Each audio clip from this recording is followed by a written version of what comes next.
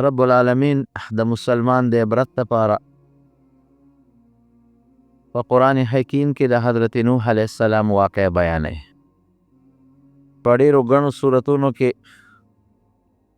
په مختلفو ځایونو کې الله ذوالجلال دا واقع ذکر کړی ده. هغه بندگان چې د الله نه لرې دي او سرکشه خلک دی، یا هغه مسلمان چې بدعمله دی، د هغې دپاره په دې واقعه کې ډېر لوی عبرت دی.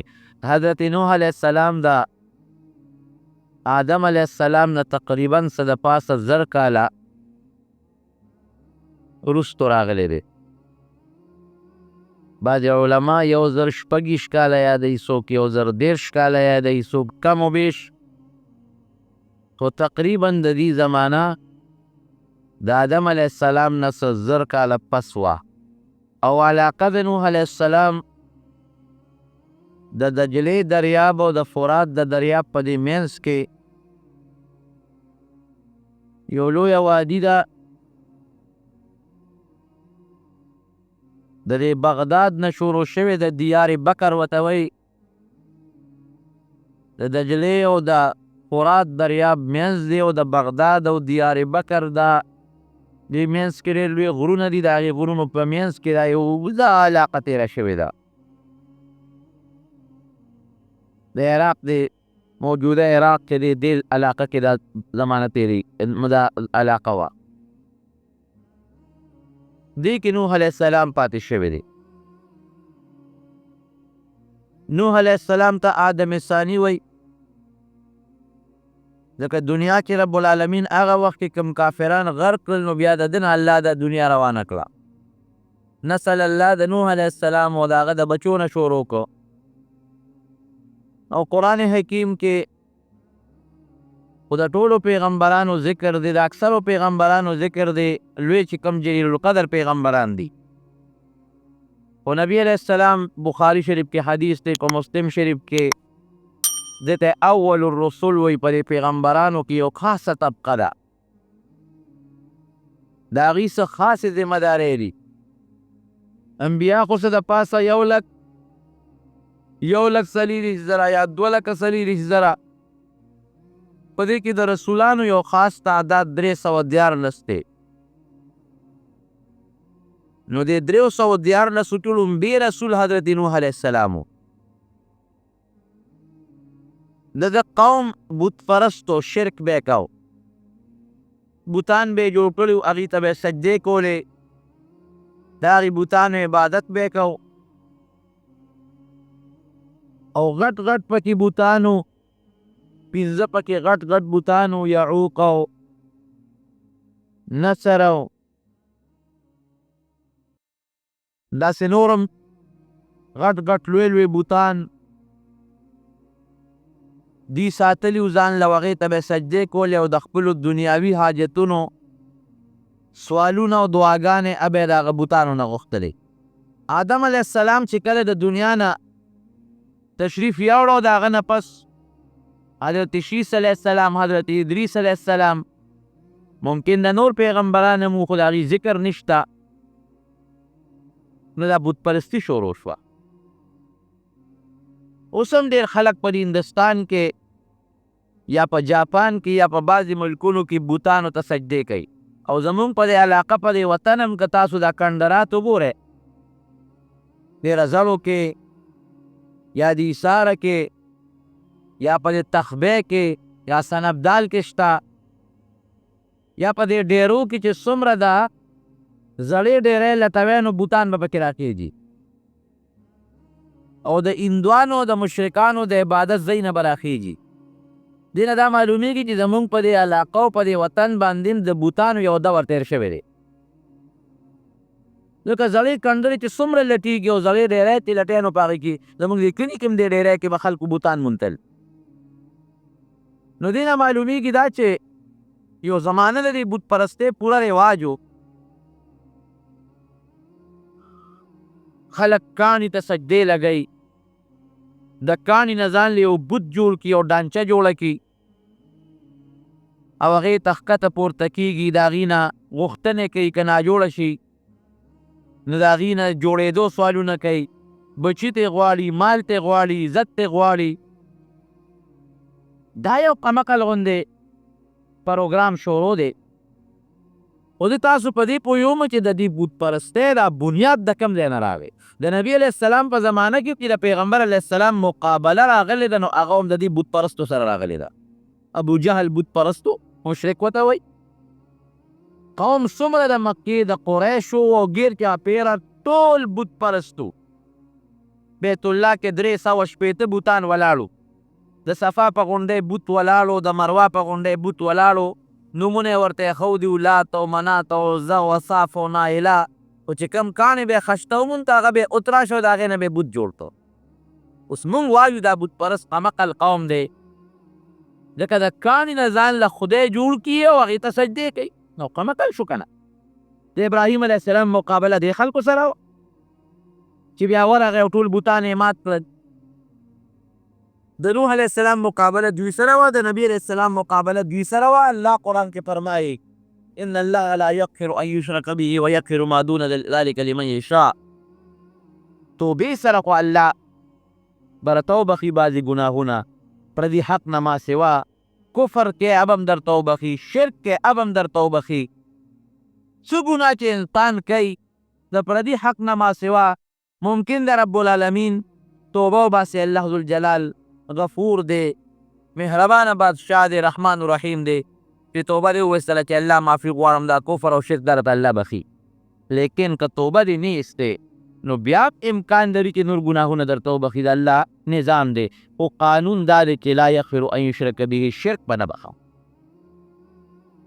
بې توبې که یو سړی د دنیا نه لاړ او د شرک کړي بلکل نه بخښلی کېږي.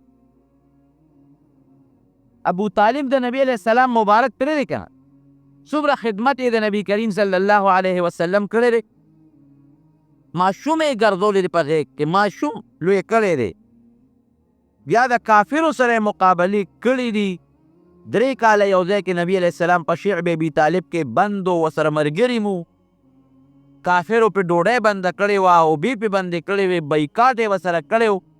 نبی علیه السلام او چې کوم مسلمانان زنانه وې، نارینه وې، بچي و ورسره، دې ټولو دا دربونه او دا کبلې خوړې. دومره سخت تکلیف و. ماشومان به جړل، نو دا زړې څپلۍ او څرمنې به یې اوبو کې خوټکولې، هغه اوبه به یې په ماشومانو څښلې. 3 کاله د دې تکلیف دور پیغمبر علیه السلام سره د مسلمانانو نارینه او زنانه او ماشومانو تېر کړ. دا ابو طالب هم ورسره په دې کې شریک و. دا نارې دم تېرې کړي، دا دربونه دم خوړلي دي، دا کبلې او دا بوټي دم خوړلي دي، دا اوږې خېټه باندې ګزاره دم کړې ده. او په داسې نسبت یې د نبي علیه السلام مبارک تربیت کړی دی لکه پلار کې د بچي. او چې کله د نبوت دعوه وکړه نو د کافرو نه به یې بچ کو. ځکه نو به واره چې څه دې خوښه یې کوه، زه کوی شه او کافر کوی شه. لیکن شرک سره او بت پرستۍ سره د دنیا نه تللی دی.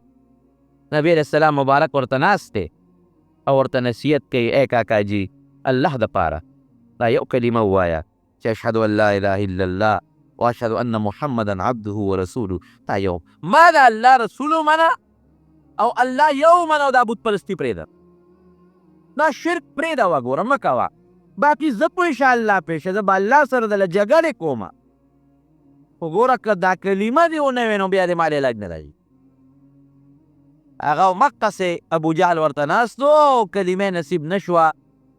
زمونږ د توحید مذهب د الله د وحدانیت د یووالي هغې نصیب نه شو او هغه شرک کې هغه بت پرستۍ کې د دنیا نه لاړ. نبی کریم صلی الله علیه وسلم فرمایي زما خدمت کړی دی نو بس عذاب به معمولي غوندې نورو خلکو په نسبت به کم وي، خو جهنم نه به نه بچ کېږي، جنت ته به نه ځي، همیشه مدام به جهنم کې پروت وي. د الله رسوله کم عذاب یې دی؟ وی د اور یو چپه کې به ولاړي، د اور یو چپه کې که زه نه وې نو د اور منځ کې به پروت و، دې چپه کې به هغه اور به دونه ګرم وي چې مازغه به یې خوټ کېږي، دماغ به کوټ کېږي، بچ نه شو. ولی بت پرستۍ سره لاړ. نو بت پرستی او شرک دا د الله په نس خطرناکه ګناه ده، لویه ګناه، بخل پکې بلکل نشته. د الله قانون او نظام داسې دی.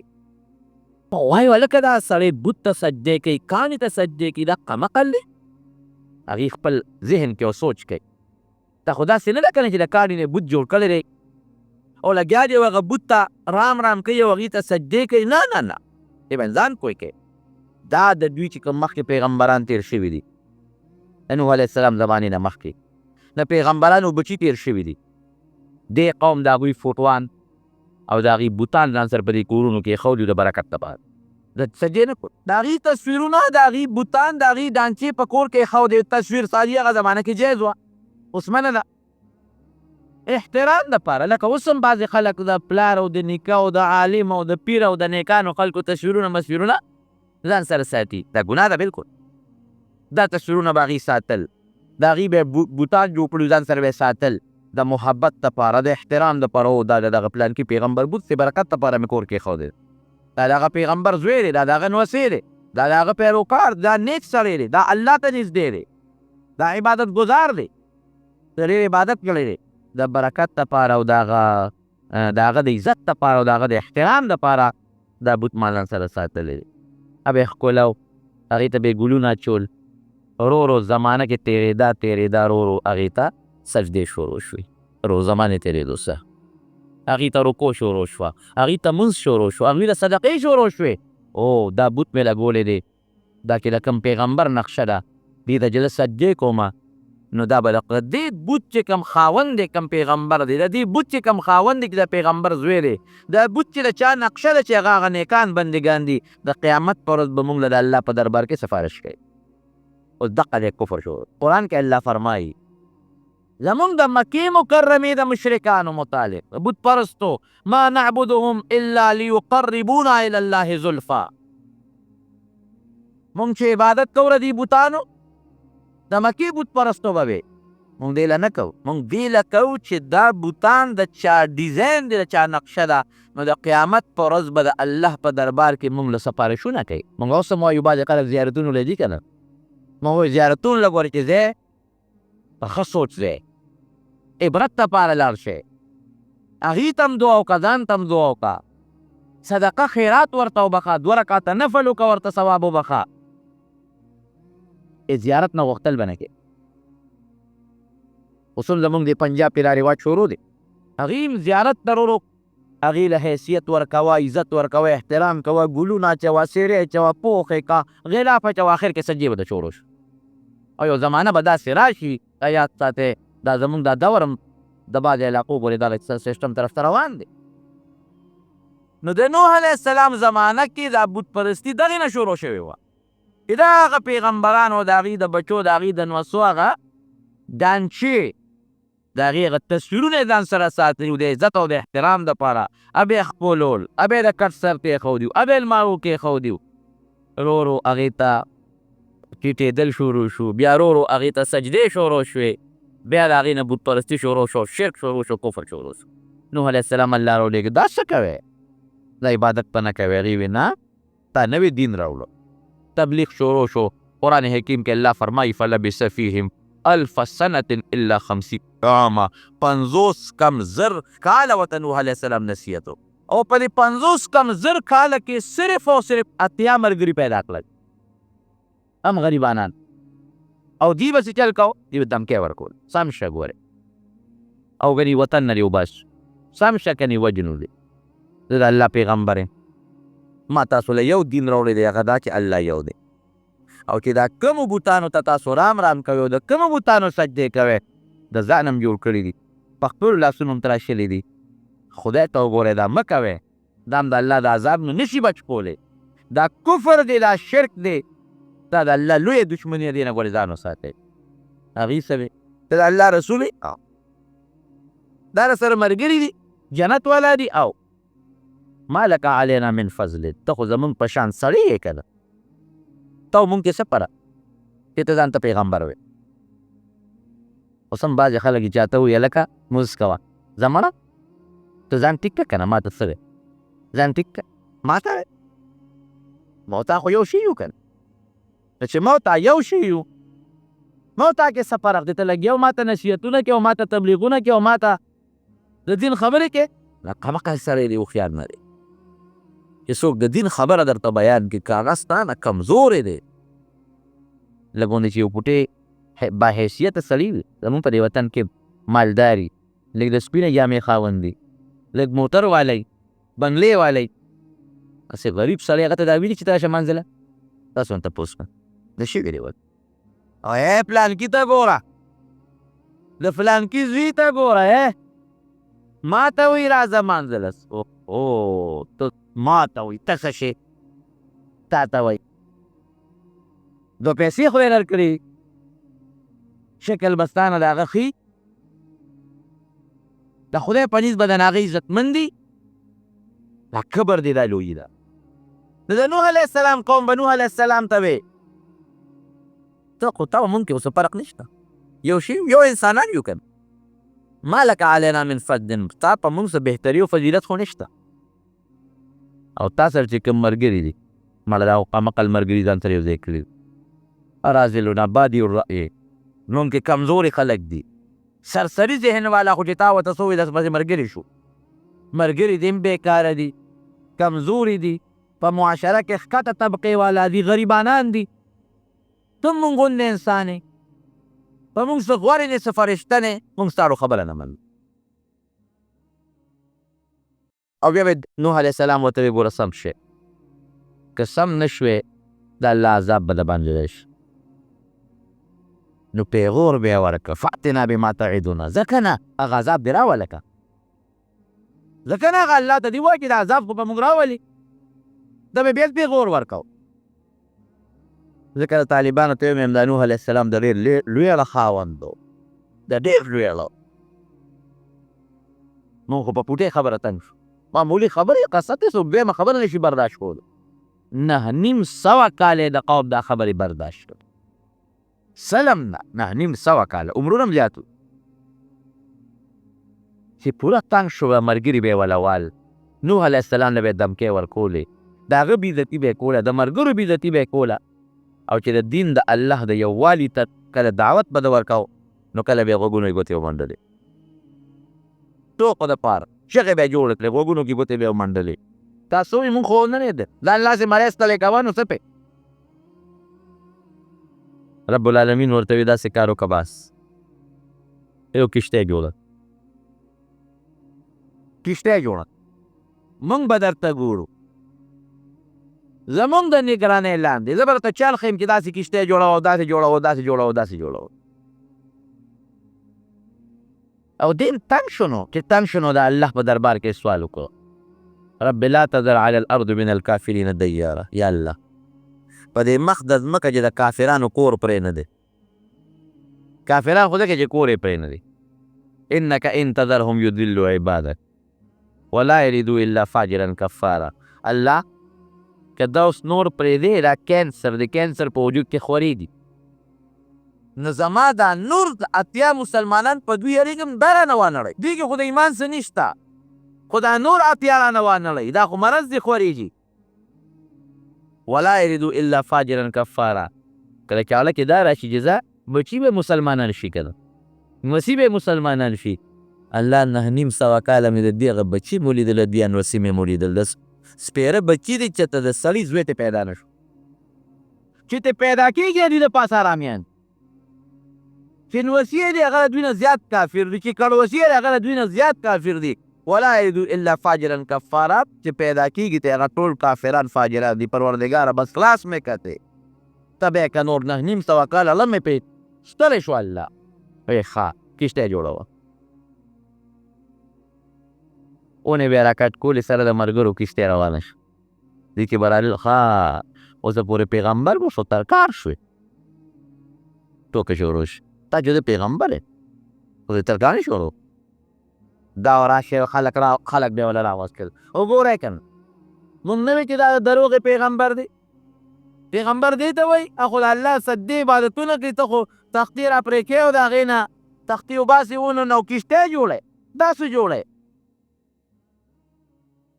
وی دې نه کشتی جوړو منو په کشتی به څه کوې پته به راته ولګي دې ساده ته ګوره کشتی یې پکار چې د دې په دریاب کې جوړه د فرات دریاب کې جوړه کړي نو په اوچه په کشتی دې څه کوي په اوچه لګیا دی کشتی جوړی ښه به یې خندل ورپورې دی به ورته ویل نن خو تاسو مونږ پورې خان دی خو یو ورځ به راشي انشاءالله چې بیا به مونږ تاسو پورې خان پته به مو لګي خیر دی د الله حکم دی او راشئ نوح علیه السلام ته مونږ نه وایو چې دا ناپوهه دي سرسري نظر والا خلک دی ورسره په اوچ میدان کشتی جوړوي کشتی به په اوچه ګرځي دی پایي دی که نه دا به په دریاب کې ګرځو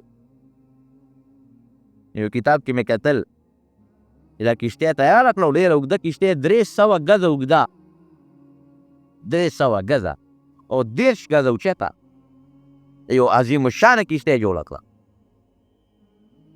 نو دوی به راتلل پکې به یې اودس ماتې کو یو دی به یې متیازې کولې لوی اودس ماتې به یې کو د حیواناتو دا سوټې او ګندګۍ راوستلې یې پکې غورځولې نوح علیه السلام الله ته فریاد وکړه چې یا الله دا اوس څه په مصیبت وړېده کشتی جوړومه چې سهار راشم دا سپېره پکې زموږ مخکې هم لګیا دي متیازې کوي او د شپې هم پکې ګن راوړي او غول راوړي او سوټې راوړي هم پکې غورځوي دې سره الله څه وکړم اوس کشتی جوړه کړم او که پاکه یې کړم کشتی والا ټوله د متیازو نو د ګن او د ډیران نه ډکه کړه رب ذوالجلال چې څه کوي قسم په الله که د چا په ذهن کې تېرېږي الله چې څوک راونیسي څوک یې ته خلاصولی شي الله وایي ته کشتی جوړه زما کار دا به په دې به پاکوم در داسې به دله نه پاکوم دا به زه پوه شه دوی پوه شه خو ته کشتی به یاره نوح علیه السلام کشتی جوړه چې څنګه ورته الله وایي او دوی راتلل او دوی به پورې خنداګانې هم کولې ترکان شو خنداګانې به هم کولې په وچه کشتی جوړوي او پکې به دسماتې هم کول ورکوټې او لوی او ټوله یې د ګن ډکه کړه او اعلان یې کړی قوم کې بل څوک به بل ځای اودس نه ماتي رکوټې دې که لویې چې چا له هم اودس ماتې وشي که ماشوم یې که لوی وي ټول به دې کشتۍ له راځي دا ستاسو پلش او دا ستاسو اودس ماتې دی رب العالمین په بیماري ولګوله داسې بیماري پې ولګېده چې ټول خچن تیچن شو دانې پې راوختې ننکې پې راوختې په ژبو کې هم دانې راوختې او په لاسونو هم راوختې او په وجود کې هم راوختې لګیا دي علاجونه کې نه جوړېږي د شپې یو کس راغلی دی کشتۍ په غاړه ناست دی او دسمات یې کو پکې ور پرېوتی دی چې پرېوتی دی په هغه اوبو موبو کې دانې رېستې دی تلې دي لمبلې دي کې څو ورځې تېرې شوي د سړی جوړ شوی دی ټیک شو هلکه زه په جوړ شوم په څه جوړ کړې کشتۍ کې پروت یو بس د شپې به یو ته پکې به یې غوټه واله بیا دروازې به تلل او په کشتۍ په هغه اوبو کې به یې غوټې والې او جوړېدل به هلکه دا ژبې او غوږونو کې دننه او ګیره کې دننه هم تکلیف دی پسکې که نه د الله نظام سره خو څوک مقابله الله سره کولی شي نشي کولی که د نمرود په دې سپېمه کې رکوټې غوندې ماشې ور دننه که رکوټې ماشې ور دننه بره په دې دغه کې ناست و نمرود له دا سزا مقرر شوه چې دلته کې به درد و تکلیف به و داروګانو باندې کار نه کېده اپریشنونو زمانه خو ونه نه ماشې دلته کې ناست دی ګوډ ماشې لا بعضې علما وایي یو سړی یې ځان ته کېنوي په سپړه کې سپېره مې دا دی وښه چې هغه نوکر به ډبه و نو ټیک به و چې هغه به ډب لرې کړه نو بیا به پرې تکلیف او درد راغی دی کې مردار صاحب هغې ګن ته ونښتل هغې سکه پکې لمبل به په سپېمو کې ور دننه کوه سترګو کې ور دننه کوه غوږونو کې ور دننه کوه کشتۍ پې مکمل پاکه کړه هلکه بیا هم دانې دي را باندې کشتۍ خو که هغه هر څه خلاص شو نو د بار نه به یې اوبه راوړې او هغه به یې پکې اچولې اوس لکه چې اوس یې سمه وویندي د بار نه به یې اوبه راوړې هغه کشتۍ دیوالونه به یې پینځل او پاکول به هغې نه چې به کمې اوبه دغه کېدې په هغې به بیا سکلې به په هغې به یې لمبل نوح علیه السلام ته اوس تماشه کوه ته ورته ګوره دوی به دا خپل غول په خپله خوري اوس دا خپلې موتیارې به په خپله څکي دا ګن خلک دی په دې دا ګن زه په خپله پاکوم په ژبو به یې د کشتۍ هغه دیوالونه څټل او جوړېدل به هلته کې یو ښځه وه هغې تنور کې اور بل او لاندې پکې اوبه راووتې الله ښایي چې د اور په ځای کې زه اوبه راوښکې شم چې اوبه څنګه راوکوټ کېدلې هغې اواز وکړ تنور کې چینه راوخته اوبه راوختې مل ورته ویې خېجې بس قرآن حکیم کې الله فرمایي مو حکم وکړه اسمان ته چې اوبه را پرېږده ځمکې ته هم حکم وکړه چې چینې دې را برسېره کړه اسمان نه بره بارانونه شروع شو ځمکې خپلې چینې را خوشې کړې او سیلاب راغی سیلاب راغی کشتۍ خو اوچه ځمکه واغې ته اوبه رالي کشتۍ پکې اوچته روانه شوه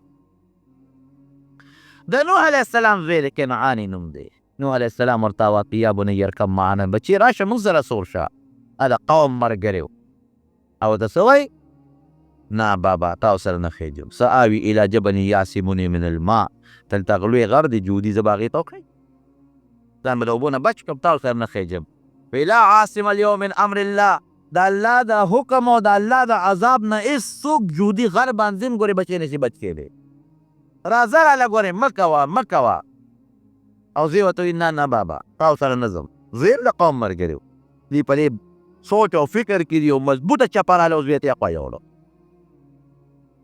دا زوی بیا هم انسان ته خوب وي بچی وي که نه لخت جگر ورته و د زړه میوه چې څنګه یې پرې یوړو نو وایي الله ذوالجلال ته سوال وکړو یا الله ان ابني من اهلي دا خو زما بچی دی ادې راله غرق کړم اخو غرق شو تباه شو اوبو یوړه فانه ليس من اهلي انه عمل غیر صالح دا ستا بچی نه دی دا بد عمل دی که نیک عمل و نو ستا بچی به دا بد عمل دی زموږ علما وایي که نه که نسب بچ کولی شو د نوح علیه السلام زوی به بچ کړی که نسب بچ کولی شو نو ابو طالب به بچ شوی و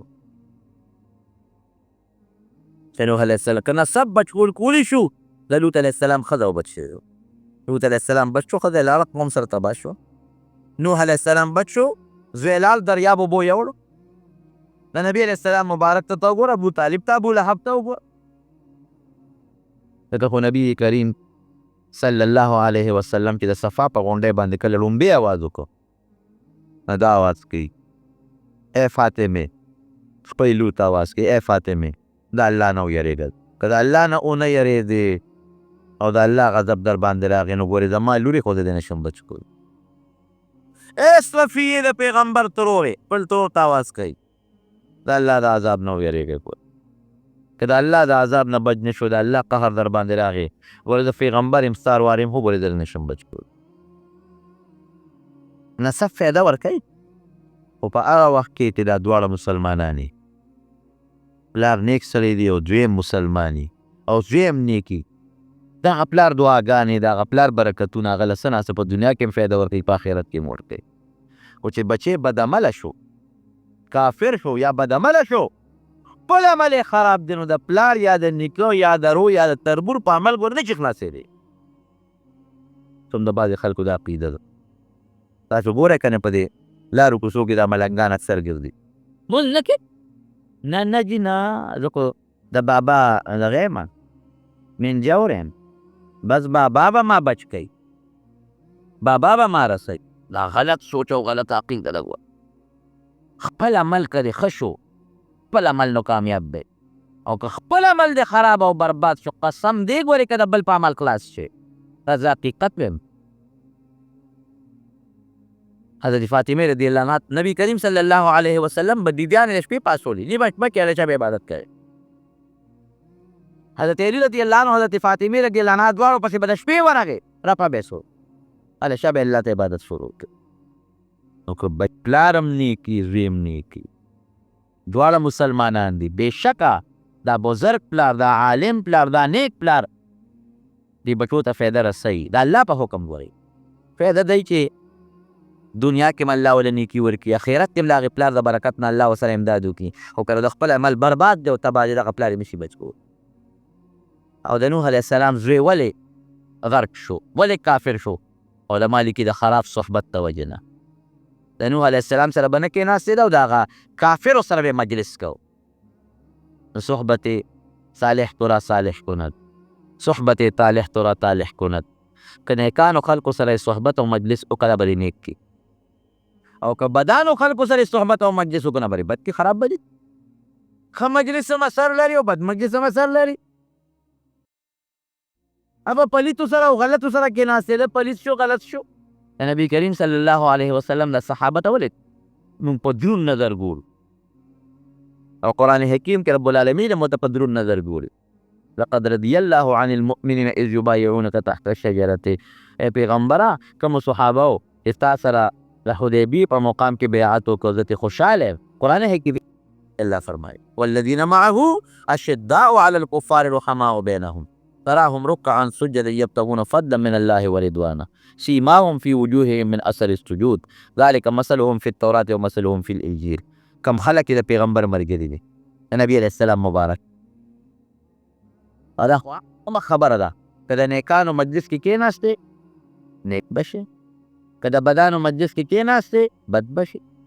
مولوي صاحب د خدای پاک وبخي، هغه به یو خبره کوله، د خلیل شیخ الله دې وبخي، زمونږ د کلي نیک سړی و، او د حاجي صاحب حاجي محمد امین صاحب رحمت الله علیه د هغه مرید و. خلیل شیخ وایي کې حاجي صاحب ته یو ځل لګیا و چې حاجي صاحب ستا په دې مجلس کې مونږ ناست یو که نه، نو بس اولیا یو بزرګان او چې ستا د مجلس نه راپاسو نو نیکان یو، او چې بیا په لاره کور ته را روان یو نو مسلمانان یو، او چې کور ته ورسو نو بیا راته پته نه لګي اوس څه شي یو، بیا راته پته نه لګي اوس څه یو. دا د هغه مجلس اثر یي چې چاته نږدې شو د هغه اثر به لکې پیدا کېږي. د ګلاب ګل ته راوړی د جیب کې واچوه، لږ ساعت یې کېږده او بیا وغورځوه، نو ته چې هغه جیب له پوده یو چې د ګلاب هغه خوشبويي به کوي.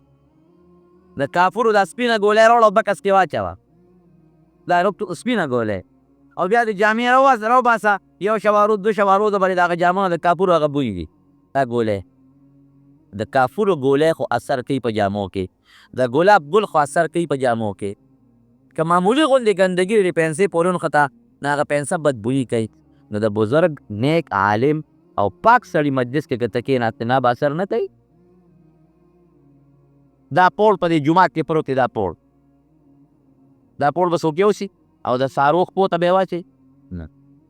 دا لوغه چې کومه په دې جومات کې پرته ده چې زړه شي نو خلک یې هلته وغورځوي، په اوبو کې وغورځوي، یا ایلې ورته ورته کړي، هغه ایرې هم وله اوبو کې غورځوي. مونځ پې شوي دي، جومات سره یې ملګرتیا کړې ده. دا هغه دغه راځي د جبو ته دی او د هغې نه لوښې راوړي او هغه د څاروو پښو ته اچوي. ځکه نه دا خو یو سره څاروو پښو ته واچو، دا کڅوړه کې دا قرآن شریف ته لګېدلی ده، دا رومال دی که نه، څوک به پې پوزه سون کړي ځکه نه. او غټه بې ادبي ده، غټه بې ادبي، غټه بې احترامي، د قرآن شریف بې ادبي دې وکړله. ولې؟ د دې کڅوړې قدر عزت به کوو، که خیره نه شي اوبو کې به غورځوو. د قرآن سره یې صحبت کړی دی، ملګرتیا ورسره کړې ده. نو که نیک سره دې صحبت وکړه او ښه خلکو ته نږدې شوې، یو بزرګ و چې د پخوا نیک سړی و، نو خپل استاد له لاړ ویې صاحب دې زړه کې مې وسوسه غوندې وایي دا هلک ومه، نو ما نه یو ښځې یو زنانه د ناروا مطالبه وکړه، لکن نه ګناه نه ځان مې ښه کلک کړ. اوس پکې شپېته او یا کاله تېر شو، بوډا شومه، اوس مې د زړه کې دا شیطان وسوسې غورځوي چې ګناه به دې کړې وه، توبه به رېستې وه که نه. هغه وخت تیاره ګناه وه راته، ما وې بلکل نه کوم، قطعا را ګناه نه کوم.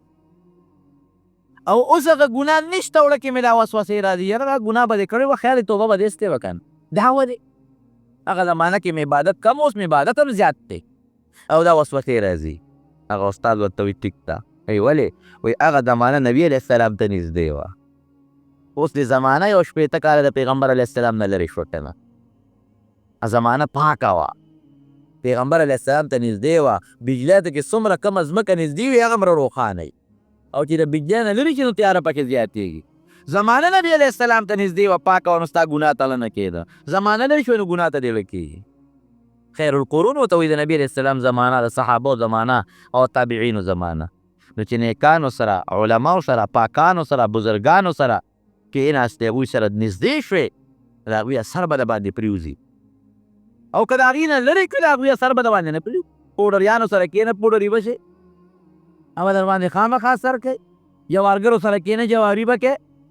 غلطو سره کېنه، غلط به شي.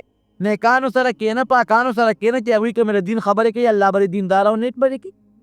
د نوح علیه السلام بچې کنعان د هغه پلار سره نه کېناسته، د هغه اتیو مسلمانانو سره نه کېناسته، او هغه بدانو سره، هغه پلیتانو سره، هغه کافرو سره ګرځېده. الله ذوالجلال نوح علیه السلام نه زوره نه ورکوي. فلا تسألني ما ليس لك به علم، ورې بې سوچ او بې پوهې ما نه تپوس سوالونه کوې.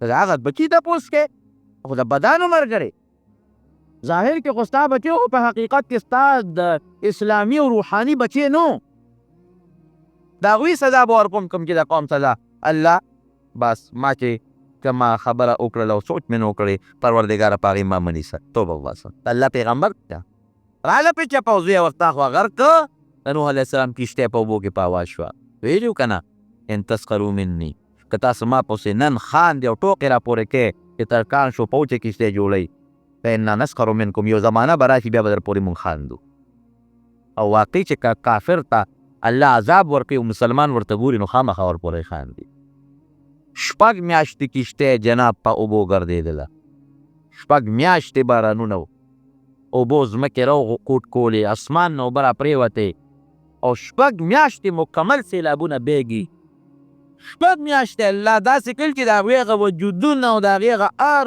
څه تباه او برباد شو او دا کشتۍ د چکر لګوي راله د بیت الله مکې مکرمې ته الله دا کشتۍ راورسوله هغو تاویږي چپې وی او بعضې مفسرینو لیکلي چې د بیت الله هغه خدای پاک اوچت که هغه بیت الله دغه دی باندې هم لګیا دي اوبه تاویږي د بیت الله خواله چې کشتۍ راله وي اووه چکرې هم پکې ولګولې په هغه فضا کې پې رب العالمین اووه چکرې هم ولګولې بیا هغه کشتۍ رب العالمین بوتله هغه عراق ته هغه د جودي غر ته یې ورورسوله بس الله حکم وکړه اسمان ته یا سما اقلې بس دا اوبه دې بندې کړه ځمکې اوبه دې ځان ته راکاږه اسمان ته وایي اوبه دې وچې کړه اسمان اوبه وچې کړې هواګانې شروع شوې نور شروع شو لاندې ځمکې دریابونه وبېدل اوبې ځان ته راښکلې ځمکه وچه شوه تېزې خشته خشته هواګانې پرې تېرې شوې وچه کلسه شوه د جودي غر د پاسه کشتۍ ودرېده د عاشورې ورځ وه قوم ترې کوز شو نوح علیه السلام ترې کوز شو چې رالل هېڅ د هغه کافرو نام و نشان هم نشته دنیا کې به لویي مو کې پیسه به هم پیدا کې دولت به هم پیدا کې لویي به مو کې خو ګورې خاورې شته هلته به څه کې او څه پته لګي چې دې خاورو ته کله رسو 1 غنټه پس سړی رسي که 2 پس رسي که شواروز پس رسي که 10 کاله او که 20 کاله پس رسي او دا ذات پورې په دنیا کې هم دوره د نوح علیه السلام قوم او د عادیان او سمودیان او د لوط علیه السلام قوم دنیا کې رونیول مسلمانانو هر وخت په دې وله کې د الله یاره ساتئ بس الولې زموږ د کامیابۍ نښه ده قوم الله تباه کړم د هغې نه پس 3.5 کاله نوح علیه السلام په قوم کې مسلمانانو کې تېر کړل رب العالمین ته نوې نسل شروع که خشته ښکلي سو چې مسلمانان پاکان د الله عبادت پې کو نوح علیه السلام یې مشر مو روحاني پلار یې مو پیغمبر یې مو د الله احکام او حکمونه و امر ته رسول یو پکې کفر نو شرک پکې نو بت پرستی پکې نه وه د الله عذاب پکې نو میوې خدای پاک پیدا کړې ځمکې الله آبادې کړې فصلونه زیات شو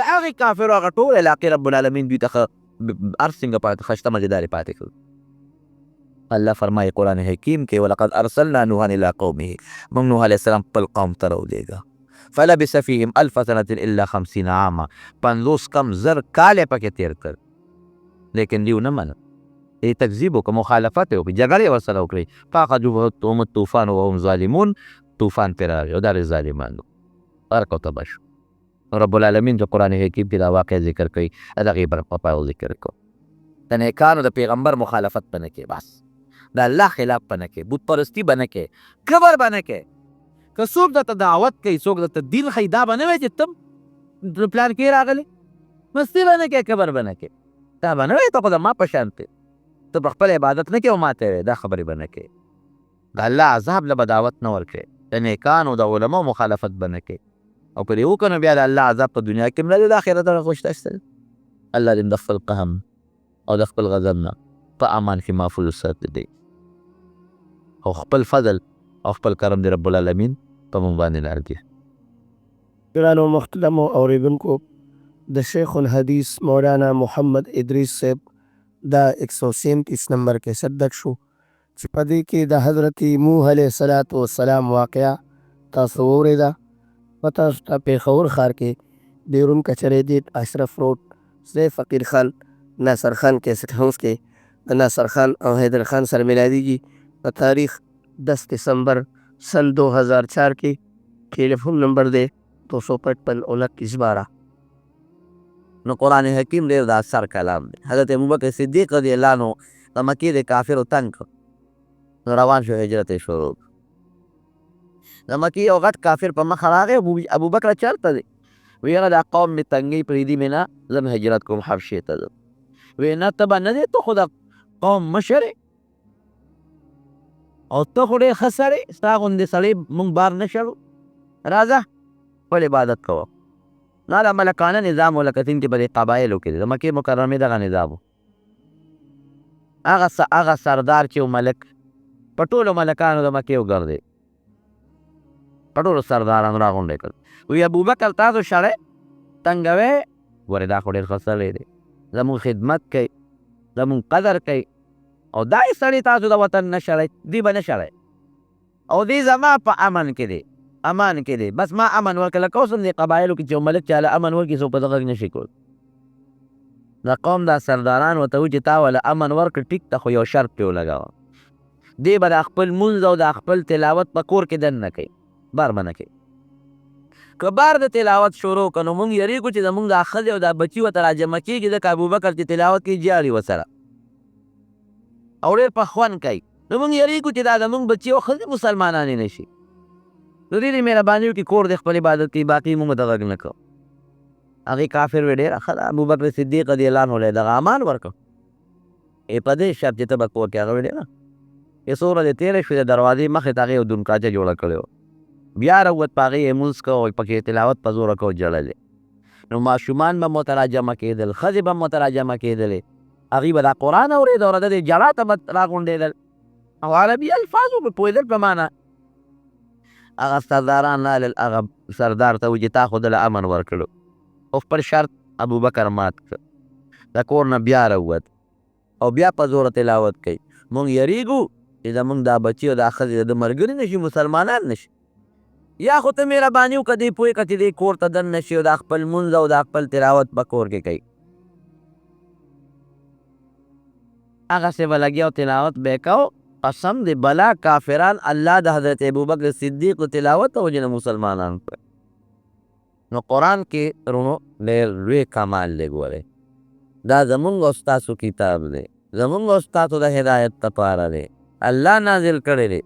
نو دې سره رونو محبت ساتئ، مینه ساتئ او تلاوت یې کوئ. هر مسلمان له پکار دی، که نارینه دی او که زنانه، د قرآن حکیم تلاوت دی کوي. او دا ته تجربې خبره درته کوم، څوک چې د قرآن حکیم تلاوت کوي الله به د مرضونو او د آفتونو نه ساتي. ګوره په کوم کور کې چې د قرآن حکیم تلاوت کېږي، هغه کور به الله د دشمنو د مقدمو او د لانجو د دې غمونو نه ساتي. دا تجربه وکړئ، بل منلې شوې خبره. او الله په خپل کتاب په خپل تلاوت ډېر زیات خوشحالېږي. حافظ ابن کثیر رحمت الله علیه یو حدیث نقل کړی، وایي الله به ته جنتیان جنت ته بوځي، نو هر قسمه خوشحالۍ به وله الله ورکړي. ځکه د جنت خوشحالۍ خو د هغې څه اندازه نشته، د هغې به څه بیان کوو. وایي چې څه زمانه تېره شي نو رب العالمین به دې جنتیانو ته وایي خوشحاله شوې، هغې به یا والله یو خوشحالي پاتې روي. الله مونږ خو چې څه غواړو، ولهم فیها ما تشتهي انفسهم ولهم فیها ما تدعون، چې دې څه غواړي الله ورکوي. نو الله چې څه غواړي به میلاویږي. نو بله کومه خوشحالي ده، وینه یو پاتې ده، د دې زړه کې به نه راځي. نو رب العالمین به ورته خپل دیدار وکړي. نو حدیث پاک کې راځي چې د 70,000 کالو د جنت خوشحالي که چا کړي، د جنت د دنیا نه یو سیکنډ کې د الله دیدار وکړي، دا ټول به تېر شي. خوشحاله به جمعه په جمعه هلته خو ورځ شپې نشته، یو شان ورځ ده، خو د دنیا د اندازې د الله دیدار به کېږي، د الله دیدار به کېږي. نو جناب بیا به څه زمانه تېره شي نو رب العالمین به وفرمایي چې یو خوشحالي بله پاتې ده. دی وی الله بله کومه خوشحالي ده؟ وی یوه پاتې ده. وی پروردګاره د جنت هره خوشحالي مونږ ته نصیب ده، هره یوه وه چې هغه ستا دیدار هم نصیب شو، بله خو زمونږ ذهن کې الله نه تېرېږي. وی نه یو پاتې ده، سوچ وکړئ الله مونږ چې ستا دیدار وکړو هر څه رانه هېر شي. نو ګوره وروڼو قرآن حکیم خو زمونږ امت لپاره نازل دی. د موسی علیه السلام، عیسی علیه السلام، ابراهیم علیه السلام، د نورو امتونو لپاره نورې صحیفې دي، لیکن د قرآن خوند ته وګوره که نه. وی رب العالمین به ورته وفرمایي چې ښه چپ شئ یو خوشحالي درته بله ښیم.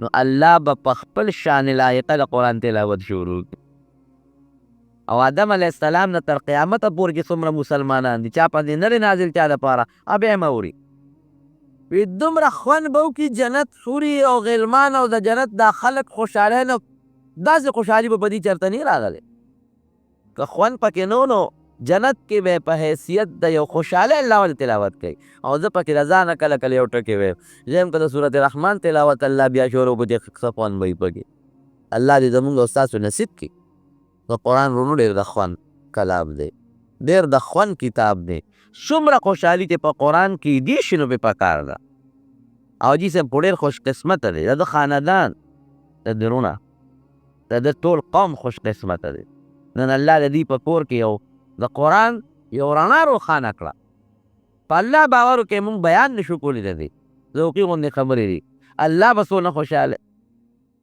خلک د دنیا یو پیسه پیدا کی یو دولت پیدا کی یو بل شی پیدا کی په هغې خوشحالي او نن د الله د کتاب او د قرآن خوشحالي ده دا ماشومه د رب العالمین ور پوټینۍ ماشومه ده الله ورته قرآن زده کړي او کور کې زموږ خوراکۍ ته الله قرآن یاد په خدای کې نو که ما سوچ کوم خدای ستاسې احسان جاري او مولي صاحب رب العالمین دی په قبر انوار نازل کې مدینه منوره کې وفات شوي تاسو ټول ته معلوم او مدینه شریفه کې بیا دفن هم دی زموږ د باباجي شاګرد م او د هغه مرید م نو زموږ د باباجي د وفات نه پس هغه هم راغی بیټک چې کېناست ما ته یو خوب مې ولیده قسم دې دا ما ته جاري مولي صاحب ویل مې څنګه وی مولي صاحب مې په خوب کې ولید هغه سره ډېره مینه وه نو قرآن شریف ورسره تلاوت یې کو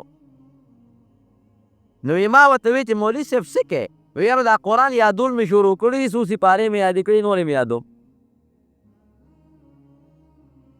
نو ما هغه ته وی چې مولي صاحب ډېر نیک سړی مې تا څه تعبیر وویسته نو هغه ما ورپسې کتاب وکته د تعبیر دپاره اوس مې یو دی چې کوم کتاب یې یاد ته وي هغه کتاب لیکلی دی چې بعضې خلک د قرآن شریف سره چې شوق لري او یاد کړي نی او شوق لري پې بوډا شي او مړ شي الله به توفیق ورکړي قبر کې به ورته الله ور یاد نو ما وی واقعي مولي صاحب زمونږ دونه د قرآن سره مینه وه چې هغه به روزانه 7 سپارې 8 سپارې تلاوت ته دا په کومه ورځ چې وفات کېده نو په دغه ورځ کې 15 نیم سپارې تلاوت کړې مې دا د مینه وه د هغه محبت رب العالمین زمون کور کې شکر دی مخکې هم د قرآن درس شروع دی دلته هم د قرآن درس شروع دی او ګڼ شمېر خدای پاک دا فضل او کرم وکړو نو مونږ ټول په دې خوشحالۍ کې حاجي صاحب سره شریک یو حاجي صاحب ته احمد علي صاحب ته داود جان صاحب ته دې دواړو حاجیانو صاحبانو ته د ده ماماګانو ته د ده قوم ته د ده خپلوانو ته د دې زنانو ته ټولو ته مونږ مبارکباد ورکوو او په دې مونږ خوشحاله یو الله دې د هر مسلمان په کور کې د قرآن حکیم دغه رڼا او دغه روښانتیا راولي کم فضل چې الله نن په دوی کړی دی اوس به دا ماشومه د قرآن حکیم ختم وکړي د هغې نه پس بیا مونږ دعا وکړو ته جمع أعوذ بالله من الشيطان الرجيم بسم الله الرحمن الرحيم بسم الله الرحمن الرحيم قل هو الله أحد قل هو الله أحد الله الصمد الله الصمد لم يلد ولم يولد لم يلد ولم يولد ولم يكن له كفوا أحد ولم يكن له كفوا أحد الله أكبر الله أكبر بسم الله الرحمن الرحيم قل أعوذ برب الفلق من شر ما خلق ومن شر غاسق إذا وقب ومن شر النفاثات في العقد ومن شر حاسد إذا حسد الله أكبر قل أعوذ برب الفلق من شر ما خلق ومن شر غاسق إذا حسد إذا وقب ومن شر حاسد إذا ومن شر النفاثات في العقد ومن شر حاسد إذا حسد الله أكبر بسم الله الرحمن الرحيم قل أعوذ برب الناس ملك الناس إله الناس من شر الوسواس الخناس الذي يوسوس في صدور الناس من الجنة والناس الله أكبر قل أعوذ برب الناس ملك الناس إله الناس من شر وسواس الناس الذي يوسوس في صدور الناس من الجنة والناس. الله أكبر. بسم الله الرحمن الرحيم. الحمد لله رب العالمين الرحمن الرحيم مالك يوم الدين إياك نعبد وإياك نستعين اهدنا الصراط المستقيم صراط الذين أنعمت عليهم غير المغضوب عليهم ولا الضالين آمين. الحمد لله رب العالمين الحمد لله الرحمن الرحيم مالك يوم الدين إياك نعبد وإياك نستعين اهدنا الصراط المستقيم صراط الذين أنعمت عليهم غير المغضوب عليهم ولا الضالين آمين. بسم الله الرحمن الرحيم. بسم الله الرحمن الرحيم. ألف لام ميم ذلك الكتاب لا ريب فيه. ألف لام ميم ذلك الكتاب لا ريب فيه. هدى للمتقين. هدى للمتقين. الذين يؤمنون بالغيب ويقيمون الصلاة ومما رزقناهم ينفقون. الذين يؤمنون بالغيب ويقيمون الصلاة ومما رزقناهم ينفقون. والذين يؤمنون بما أنزل إليك. والذين يؤمنون أنزل إليك. وما أنزل من قبلك. وما أنزل من قبلك. وبالآخرة هم يوقنون. وبالآخرة هم يوقنون. أولئك على هدى من ربهم. على هدى من ربهم. وأولئك هم المفلحون. أولئك هم المفلحون. صدق الله العظيم. صدق الله العظيم. مبارك كشر شو مبارك مبارك يا طول مبارك يا دعاء كذا جم دعاء كذا. الحمد لله رب العالمين والصلاة والسلام على سيد الأنبياء والمرسلين وعلى آله وأصحابه أجمعين. لكي كر دعاء لا سنوتك لا تميكرت.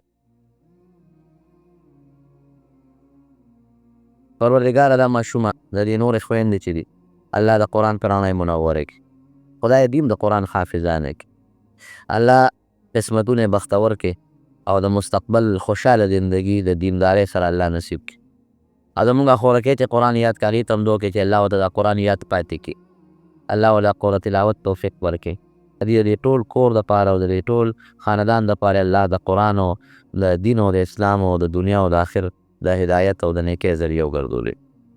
پروردګاره زموږ په قرآن عمل نصیب کړي. یا الله زموږ د قرآن رڼا زموږ په زړونو کې کښېنه. الله د آفتونو نه مو ساتې. الله د مصیبتونو نه مو ساتې. الله د بیمارو نه مو ساتې. یا الله که څوک مریضان دي ته ورله شفا ورکړي. الله که څوک قرضداران دي قرضونه اخلاص کړي. الله چې د چا په زړونو کې څه حاجتونه شریعت سره موافق د قرآن حکیم د دې ختمونو د برکت نه حاجتونه یې پوره کړي. رب العالمین چې د چا څه مشکلات دي څه غمونه وي الله هغه مشکلات او غمونه ورته په خوشحالو باندې بدل کړي. یا الله موږ د خپل قهر نه وسات. الله موږ د خپل غضب نه وسات. الله دواړو جهانو سرخروي او خوشحالي م نصیب کړي. د دواړو جهانو د مصیبتونو نه مو ساتې. رب العالمین په دنیا کې او په آخر کې عزتونه نصیب کړي. الله د قبر د عذاب نه مو ساتې. د ځنکدن د سختو نه مو ساتې. د محشر د ورځې د سختو نه مو ساتې. د نبي علیه السلام مبارک صحیح امتیان هم جوړ کړي. د هغې د لاس مبارک د حوض کوثر به م نصیب کړي. الله د هغې د جملې لاندې جنت ته ورسول وکړي. الله په پل صراط باندې تل مو آسان کړي. جنت الفردوس زموږ نصیب کړي. پروردګاره چاته چې څه حاجتونه دي چا په زړه کې چې څه حاجتونه په دې مجلس کې الله د قرآن د دې ختم د برکت نه او د قرآن د تلاوت د برکت نه حاجتونه ورته پوره کړي.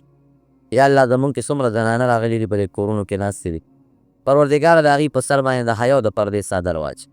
الله د رسوایانې وساتې. پروردګاره چې زمونږ کې څه حاجتونه دي هغه حاجتونه ورته پوره کړي. راجي صاحب دي محترم والده ډېره نیکه بیبي وفات شوې ده. والد صاحب محترم هغې ته هم دعا کوي والدین ای الله په قبرونو انوار نازل هغې د خاندان او زمونږ د خاندان چې څومره مشران وفات دي رب العالمین دې د ټولو په قبرونو رڼا او انوار نازل کړي. او چې څوک جمدي دي مشران یا مونږ الله دې مونږ ته د اسلام د هدایت زندګي نصیب کړي. الله هم د شیطان د نقش قدم نه وساتي. الله هم د شیطان د رسوایۍ نه وساتي. الله هم د شیطان د وسوسو د خواهشاتو نه وساتي.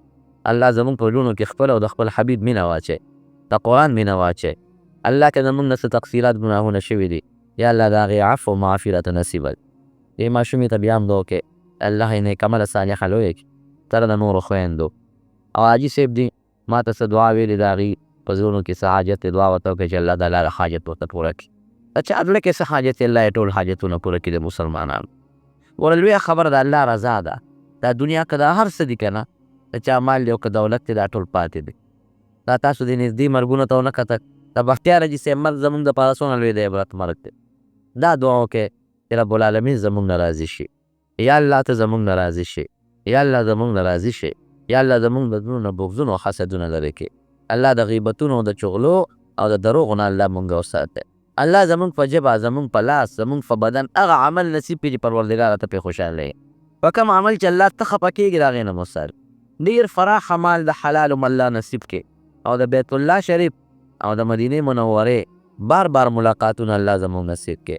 الله چې دا څومره ملګري دلته ناست دي یا کور کې زنانه ناستې دي، خدای په جمع د نه سوال کوو هر مسلمان بیت الله ته بوځئ. که هر مسلمان په زړه کې د بیت الله مینه او محبت واقع کړي پروردګار. څومره دا ماشومان چې ولاړ دي الله دا ټول ماشومان نیکعمله صالحان لوی کړي، ای زندګۍ بختوره کړي، ای زندګۍ د خوشحالو کړي. د حاجي صاحب چې کوم خیرات پرې دعا وکړي چې الله ورته دا قبول او منظور کړي. په قرآن یې خوشحالي وکړه الله دوی خوشحاله کړي. الله ستا په کلام یې خوشحالي وکړه الله ته دوی خوشحاله کړي. الله ستا د کلام سره مینه وکړه الله ته دوی سره مینه وکړي. الله ستا د کلام عزت وکړه الله ته د دوی عزت وکړي. الله ستا کلام سره محبت اظهار وکړه الله ته دوی سره محبت اظهار وکړي. زموږ حافظ بشیر صاحب هم بېګا سینه افغاني وکړه، ده ته دعا وکړي د ده زړه کې مې یو حاجت دی چې الله یې ورله پوره کړي، الله یې خیر نصیب کړي. الله زموږ د ټولو رب العالمین لس کالم څوک د یو قوم سره داسې نشي تېرولی، 15 کالم نشي تېرولی کم قوم سره چې حضرت نوح علیه السلام 9.5 کاله تېر کړل. دا د الله د کتاب وینا ده. او 9.5 کالو کې صرف او صرف تقریبا 3 یا 15 د 80 کسانو لږ اختلاف پکې شته، خو د 80 کسانو په منځ کې خلک مسلمانان. اندازه ولګوئ چې 9.5 کالو کې څومره خلک به پیدا شوي، څومره بچي پیدا شو. نو ناامیده شو، مایوسه شو. رب العالمین ته التجا وکړه چې الله انی دعوت قومی لیلا و نهارا. ما خو د دې دعوت او تبلیغ په سلسله کې د خپل قوم ته نه ورځ ته کتلي دی او نه د شپې. د ورځې مې کوشش کړی دی او د شپې مې محنت کړی دی. فما یزیدهم دعای الا فرارا. چې څومره دوی له دعوت ورکوم، بلنه ورکوم، هغه م رامانه تښتي. څه وکړم؟ یوازې ورځ نه د شپې م لګیم، محنت مې وکړه، مشقت مې وکړه. پکار دي چې ما ته رانږدې شي، ما نه تښتي. نو چې او وهي مې ټکوي مې، بېعزته کوي مې، خبرې راپسې کوي، کنځل راته کوي، ستغې سپورې راته وایي، تنګ شو. نو خیره وکړه رب لا تذر علی الارض من الکافرین دیارا. الله چې د دې کافرانو نه په دې ځمکه کور هم درنه بچ پاتې نه شي. دوی خو څه کوي چې کورونه هم برباد شي. انک ان تذرهم یضلوا عبادک ولا یلدوا الا فاجرا کفارا. پروردګاره دا چې کوم 80 کسان مې مسلمانان کړي دا راله واپس خرابوي. دا 80 کسان راله بربادوي. او که څومره بچي د دوی پیدا کېږي نو هغه بچي د دې نه زیاته رامیان دي. ځکه ما پې ازمایش وکړه 9.5 کاله کې. په دې 9.5 کاله کې چې د دې نه کم بچي پیدا شو ولا یلدو الا فاجرا کفارا، هغه هم ډېر ګنده او ناشکره او کافر ته پیدا کېږي.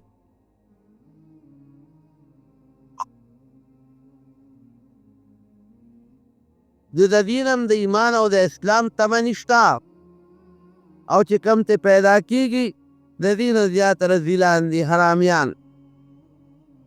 الله ذوالجلال یو کشته جوړه کا الله کشته به څنګه جوړم زه خو ترکان نه یم کشته خو چې څوک جوړوي هغه سړی به جوړوي چې هغه له ترکانۍ چل ورځي وی واصنع الفلک باعیننا الله فرمایي مونږ درته چل ښایي شاګردي به دې زمونږ وي استادي به شاګردي به ستا زمونږ وي مونږ درته استاد درکوو واصنع الفلک باعیننا مونږ دې دغه کشتۍ د جوړولو نګراني درته مونږ کوو شابه دا چل کوه داسې کوه داسې کوه داسې کوه کشتۍ روانه کړه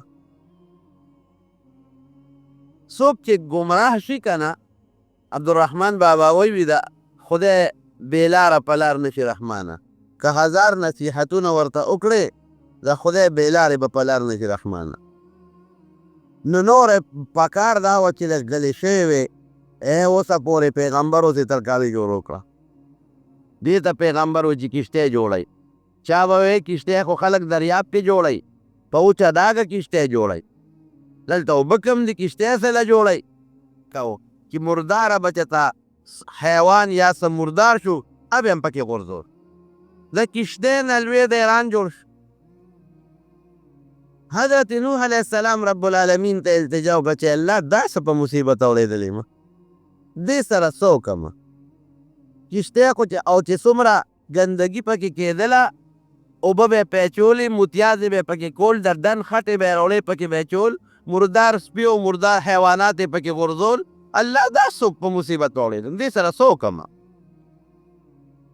ولا یحیق المکر السیء الا باهله رب العالمین فرمایي چې څوک چاته سکیم جوړوي پکې خپله پرېوځي عبدالرحمن بابا وایي که نه وایي کوهې مه کنه د بل سړي په لار کې چېرې ستا به د کوي په غاړه لار شي ته خو بل ته کوي که نه هسې نه ستا خیال نه و ته پرې تېر شي او پکې پرېونځې بیا به څه کوې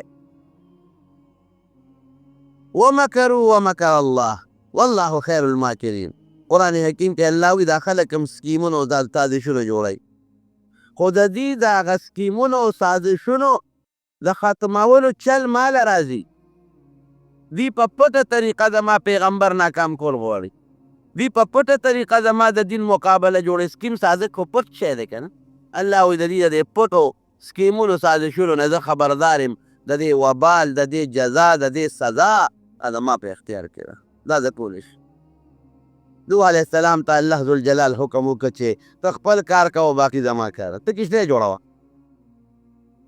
کشتۍ تیاره شو په داسې حالت کې چې د کشتۍ هره یوه طبقه او درجه دا د قوم د متیازو او د غلو او د ګندګۍ او د مردارۍ نه ډکه شو هغه که کشتۍ ده الله دې سره به څه کوم ته ما ته پرېږده دا زما کار او دوی به خندل چې راتلل به او دسماتې د کشتۍ په غاړه به کېناستل پکې به یې دسماتې کوم الله پې بیماري ولګوله یو قسم بیماري په دې قوم ولګېدله چې وجود یې ټول څښا شو دانې پې راوختې خارخ پې راوخته او دننه وجود یې څه کې په دې خوله کې او په دې سپېمو کې او دننه په دې کولمو کې او په دې غوږونو کې هم دانې راوختې هغه زمانه کې چې کوم علاج هغې کوخ نه جوړېدل ځان به یې ګراو او ویلې او نونو به تبېدل الله پې یو غضب او قهر راولېږه دې سره پکار دا و چې توبې الله ته ایستې وره ما تېره جمعه درته وویې که نه چې یونس علیه السلام الله ته رجوع کړه راغلی عذاب ته الله لرکړه دوی له هم پکار ده چې رب العالمین ته رجوع کړی وی چې خدایه د عذاب رانه لرکه رجوع یې نه کوله او مغسې خندا به یې کوله یو ځل چې تر شپې یو کس راغلی دی دغه دانو والا او دغه ننکو والا او دسمات پې کو کشتۍ ته ورغورځېدلی کشتۍ کې لامبو مامبو والې د په خپله ګندګۍ کې تېروتی دی چې راوتی دی الله جوړ کړی دی هلکه ته په څه ښه شوې هلکه دا خو کشتۍ ته ور پرېوتم او چې راووتم جوړ شو بس یو به تو کشتۍ کې بیا غوپه واله او چې را به وتېده ټیک کېده به ټول ښځې نر په خپله تلل هماغه غولو کې چې هغه کوم متیازې او دسماتې او مردار سپي او ګندګي پکې او ډېران یې ترې جوړ کړی و په هغې کې به یې غوټۍ والې او لمبل به یې پکې او چې راوتل به جوړېدل به لکه شفا خو په دې کې دی نبی کریم صلی الله علیه ګنده سړي د الله علاج هم ګنده مقرر کړي. دا د خدای شان دی. نبی کریم صلی الله علیه وسلم له یو قوم راغی. 4 کسان د اورینی قبیلې وو او 3 کسان د عقل قبیلې وو. اورینیګیل ورته وایي. مدینه منوره کې چې راغلی خېټې وپړسېدې. حضور پاک مبارک ته تپوس وکړ. هلکه ولې؟ وی صاحب د مدینې شریفې د آبوهوا را باندې پاکه رانه ده. حالانکه د مدینې منورې آبوهوا ډېره مزېداره او پاکه ده، خو دا ورته پلیت و. دا پې صاف او پاک لور راغل. یې تاسو باندې په وطن کې به دا بیماري راتله وې یو. وی څه چل به هم کوو؟ وی مونږ به د اوښانو پیس کړل او د هغې متیازې به مسکلې د جوړېدو به. نبي علیه السلام ته خو پته ولګېده چې دا پلیت دی. خېټې هم پلیتې دي او وجودونه هم پلیت دي. د بیت المال اوښانو وی ځای لاړ شه د بیت المال هغه اوښانو ته او د هغې پی هم څکې متیازې هم څکې. دی لاړل هغه پی به یې هم څکله او هغه متیازې به یې هم څکلې. جوړ شو. چې جوړ شو هغه د بیت المال چې د اوښانو کم سروونکي و او څوکیدار و هغه یې مړ کړ. ایشید او هغه اوښان یې وتښتول. په مخه یې کړل. نبی کریم صلی الله علیه وسلم ته چالو وی صاحب هغه 2 کسان چې ته اوښانو له لېږلي و د اوښانو پی و متیاز یې څکل جوړ شو، هغې خو هغه داکه واچوله اوښان یې وتښتوله سړی یې مړ کړ. پیغمبر علیه السلام ورپسې لښکر ولېږه. دې غرمه ته یې کیره ونیول را یې وستل.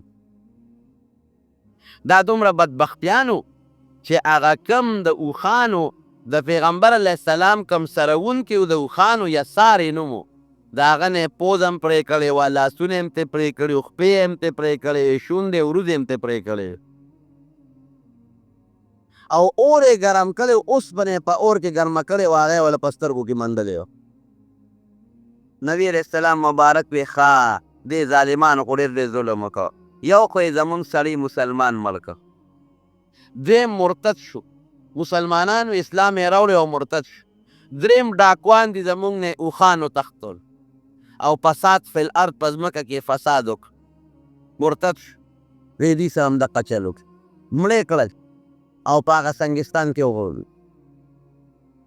حضور پاک مبارک فرمایي چې الله په حرام او په پلیت شي کې شفا نه ده اچولی. شفا په پاک څیز کې وي، پلیت کې نه. مونږ له بعضې خلک راشي که نه، یاره صاحب ډاکټر راته وایي چې لږ شراب استعمال کړه، شراب وڅښلو جوړ به شي. په شرابو کې شفا نشته، ګور په حرامو کې شفا نشته. خو دا بعض انسان وجود پلیتي د پلیتۍ بلدي نو هغه پلیتي ورسره لګي. پاک شي سره پاک شی لګي او پلیتو سره پلیت شی لګي. وی دا دومره خشته مزېدارې خوشبویه چې وې، وی زه خو پیسه هم نه یم پېښه، نه په خوشبویه پېښه ویم او نه را باندې څه خشته بوی لګېدلی دی. زه خو د هېڅ نه هم نه یم خبر، نیکبخته او وجود یې مړه وې. وی ما خپل بیران ته پرېږده چې ورشم لتې پکې ووام، طبیعت به مې برابر شي. ابورا وله وزر اوچت کړ. تورې که وي زه د تالاشي علم چې وزر یې ولې اوچت کړه، وزر لاندې سوټه یې نښتې وه. او ستا د وزر لاندې سوټه یې نښتې ده، جیب کې د ځان سره ګندګي په مخه کړې ده، نو ته په خوشبویۍ څه پوهېږې؟ نو ګنده شی چې دی د هغې علاج ګندی دی. په روغ سړي شراب صاف نه راځي، خو په شرابي صاف راځي او سره بلدي. نو نبی کریم صلی الله علیه وسلم فرمایي چې په حرامو کې ګورې شفا نشته، حرام مه استعمالوئ. هغه سړي ګنده و هغه 2 کسان، نو هغه متیازې ګنده چې اوس کلې په هغې باندې جوړ شو. دغه رنګې رب العالمین دغه د نوح علیه السلام قوم ګنده و، ګنده دانې پرې راوختې. اوس هم بعضې خلک زمونږ په وطن کې بعضې خلک یو غلط کار کوي چې چېرته دانې پرې راوخېږي او یا چې د خلک وایي متیازې پرې وکړه، اخوا شو متیازې پرې د پاسه وکړي. متیازې پلیت شی دی، متیازې مه کوئ په زخمونو، دا ګورې ګناه ده. او څوک ولا څاروي سوټه دغه کي څه ورته وایي ګړوبې کي، هلکه یا څاروي دا سوټه ولا ګړوبې کړه د پاسه پرې واچوه. دا څاروي سوټه ګړوبې نه کوي، ګورئ دا ګناه، دا ښه خبرې نه دي. یو چې پکې پرېوت هغه زه خو جوړ شوم، بل به م ورته ګوټه بیواله، بل به م ورته ګوټه بیواله، بل به م ورته ګوټه بیواله. د کشتۍ او باغه د ایران ختم شو، د دې بیماري ختمه نه شوه. هلکه اوس به څه کوو؟ نو تلل به په بالټو کې به یې اوبه راوړې او د کشتۍ هغه دیوالونه به یې پینځل او د هغې کشتۍ پې داسې صفا کړه لکه چې په لرګي د پاسه ریګمال ومږي. او هغه اوبه به یې بیا راغېشتې څکلې به یې په سپېمو کې به یې مچولې په خولې کې به یې مچولې چې دا بیماري رانه ختمه شي. نوح علیه السلام ته الله وې ملګرو ته یې په دقه لور میدان ورته کښېنئ ورته ګورئ. اوس هغوی مخکې هغوی خندل اوس ورپورې تاسو خاندئ. ګوره هغوی سازش وکړه او سکیم یې جوړ کړه حضرت نوح علیه السلام او مسلمانانو ته. پروردګار په هغه سکیم او سازش کې قوم واچو که نه نوح علیه السلام ته الله محفوظ کړه. سازش به نه جوړی سکیم به نه جوړی دا ډېره لویه ګناه ده او خطرناکه ګناه ده. او که سازش او سکیم دې جوړ که دا زما وینا نه ده دا د الله وینا ده د رسول الله مبارک وینا ده چې هغه سازش او سکیم سزا به په دنیا کې هم ته الله درکوي او په آخرت کې به هم درکوي. حضرت موسی علیه السلام د تره زوی یې د قارون الله موسی علیه السلام له عزت ورکړه. د بعضې خلکو د انسان عزت نشي برداشت کېدی چاله چې الله عزت ورکړي یا چاله الله مال ورکړي یا چاله الله بچي ورکړي یا چاله الله کور ورکړي یا نور. نو د عامو خلکو هغه برداشت نه کېږي چې اوهو دی خو پرون غریب و دا نن مالدار ولې شو ده خو پرون خله جامه و دا نن سپینه جامه والی چولې ده ده خو پرون چې عزت نه کو نن خو څوک ورته کوزېږي او څوک پاسي خلک عزت کوي دا ولې. نو بیا ورته عموما خلک سازشونو سکیمونه جوړوي دا ډېره لویه ګناه ده الله دې متې وساتي. نو حضرت موسی علیه السلام د پروردګار عزت وکړ. قارون په هله کې سوچ وکړو چې دا څنګه چل دی دی لږ ته وګوره مالدار زیم. قرآن حکیم کې الله فرمایي چې قارون له الله دومره مال ورکړی و چې د هغه د خزانو کنجانې به یو لویه ډلې ګرځولې. یو کس یې کنجانې نه شوې ګرځولې لویو ډلې به هغه خزانو کنجانې ګرځولې. لو خشته زیمه مال ما سره دی نوکران زما دي اوښان او ګډه چیلې او ځمکې زما دي او عزت د ده دی.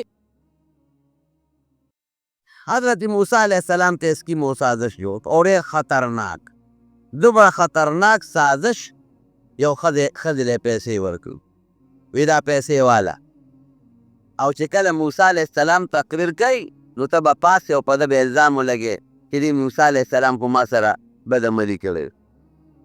دا څومره خطرناک الزام دی ګورئ څومره لوی جرم په یو پاک انسان او بیا په پیغمبر الزام لګول ډېر خطرناک جرم دی. حضرت موسی علیه السلام قوم ته پاسې تقریر یې کو او د بني اسرائیلو ښځې نر ورته ناست دي هغه له خو الله پیغمبر له خو الله ډېر لوی تاثیر ورکړي. هغه ښځه پاڅېده او موسی علیه السلام ته یې اواز وکړ لږ غوندې چپ شه ای خلکه وی دا سړی تاسو ته تقریر کوي او تاسو ته نصیحتونه کوي او منځ کې د دا حالت دی. او چې دا خبره وکړه بس موسی علیه السلام باندې الله کې راغی چې خدای دا څه وشو. ښځې له اواز ورکړه غلطه دې ووایي وی ستا دې په هغه ذات قسم چې د اوه اسمانونه پیدا کړي او دا ځمکې پیدا کړي رښتیا وایه ګنې داسې خیره درته کومه چې پته به درته اوس ولګي. ښځه وړه کېده او په یاره شوه وی د معافي غواړم ما معاف که وی الوایه وی دغې قارون پیسې راکړي هغه دولت راکړی دی او پیسې راکړي چې د الزام به لګې. هلې ووی فورا موسی علیه السلام فورا ځمکې ته حکم وکړ هغه خو پیغمبر ورته پته ده چې زما خبره الله مني وی راکړه دا سړی ځمکه وشلېده او قارون پکې وردن نه شو. د چغې جوړې کوې موسی ما معاف که ښځه یې معاف کړه مسمانه غلطي شوې ده ما معاف که وی راکاږه ځمکې نور راښ ورو ورو به ځمکې راښکه او ده به چغې والې چغې به یې والې چغې به یې والې تر دې حده پورې چې ځمکې مکمل غیب کړ. نبی کریم صلی الله علیه وسلم فرمایي چې دې به په دې پونده باندې په ځمکه کې تاویږي دا را د سزا نه او ورو ورو به لاندې کېږي او تر قیامته پورې هم دقه سزا ده. الله دې مساتي دا الله د قهر سره ګورې څه تل نه دی. سازش یې جوړ کړه حضرت موسی علیه السلام کا او داسې خطرناک سازش چې پیغمبر بدنامول چې دا د پیغمبر بدنامي راغلی و ستا څه خیال چې ملا دې داسې بدنام که د هغه خبرې ته بیا څوک وږي هغه پسې بیا څوک مونځ کوي پراپیګنډه ورپسې خلک کوي د دین بدنامي ورسره راځي مقصد یې دا چې دی به بدنام کم، خلک به ما ته متوجه شي. الله ته حضرت موسی علیه السلام وساته او دی الله په خپل قهر و غضب کې ګیر. رب العالمین موسی علیه السلام ته وی دا پیغمبر الله سره خپل نیاز کوي. ویوله دی په یخ شو یا والله. موسی علیه السلام په دې پیغمبرانو کې د جلال خاوند و، تیزي پکې ډېره وه. وی معافی خو یې د نه ډېرې زیاتې وغوښتې او معاف ته یې نه کړ. وی الله ما څومره خطرناک جرم یې وکړ او په مې څونه خطرناک الزام ولګو، سوری پکې نو نو الله تعالی ورته وریځ راوسته، هغه وریځ یې پې د پاسه سوری کړي په دې قوم. او دا خوراک انتظام یې نو نو پروردګار ورته سیسې د دې ملدانو نه غټې وي، سلوا ورته عربۍ کې وایي. سیسې ورته الله را دونه زیاتې کړې چې دوی به بس رانیولې ول، الولې به یې خولې به یې پخولې به. او ترنجبین په دې ایران په دې علاقه کې کېږي لکه څنګه چې زمونږ په پلوسه کې چیر کېږي، چیر دقه رنګې بوټي وي او په هغې کې دا دغه راکواله واله بوټي وي او په هغې کې دا چیر را پیدا کېږي. هغه ډېر اعلی خوږ شی دی، ډېر مزېدار او د وجود دپاره ډېر طاقتمن شی دی. نو قرآن حکیم کې الله تعالی د نعمت په شکل کې بیان کوي انزلنا علیکم المن والسلوى. د سیسې اعلی غوښه به یې خوړه، ترنجبین به یې خوړه او مزیدار اعلی قسم اوبه د پروردګار پیدا کړی وی هغه به یې څښلې او هر وخت به یې په سر باندې وریځ او یخ مزیدار اعلی بادونه به لګېدل.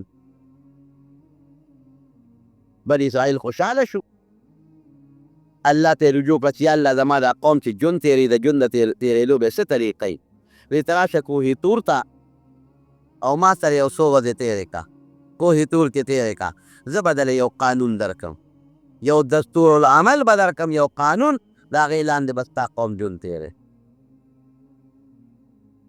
موسی علیه السلام لاړ کوهي تور ته، هلته کې یو اعتکاف وکړ، څلوېښت ورځې پوره کړې. رب العالمین ورته تورات ورکړ چې د تورات دا زما کتاب دی، ما درله درکړه او د په تختو لیکلی شوی تورات یې ورکړه، دا ځان سره یوسه. ما چې درته په دې کې څه لیکلي ستا قوم دی د دې مطابق ژوند تېری، دا ستا قانون شو د قوم. دې خوا حضرت موسی علیه السلام چې څنګه کوهي تور ته لاړ، غر ته لاړ چې هلته د اعتکاف وکړم، په دې قوم کې اوس پیره سړی و هغه ته سامرې وایي. قرآن حکیم کې الله په دغه نوم یاد کړی. د دې سامري نوم موسی و، خپل نوم، او د موسی علیه السلام نوم موسی و. دواړه چې کوم وخت کې فرعون خو اعلان کړی یو وخت کې وی چې کوم نارینه هلک پیدا کېږي دا به وجلو. ولې نجومیانو ورته ویلي و چې یو هلک پیدا کېدو والا دی او دغه هلک به ستا نه بادشاهي اخلي او ابه ستا د ذلت ذریعه ګرځي. نو دی اعلان وکړ وی بني اسرائیلو کې چې څومره هلکان پیدا کېږي وی دا هلک په بني اسرائیلو کې پیدا کېږي هغه وجنې.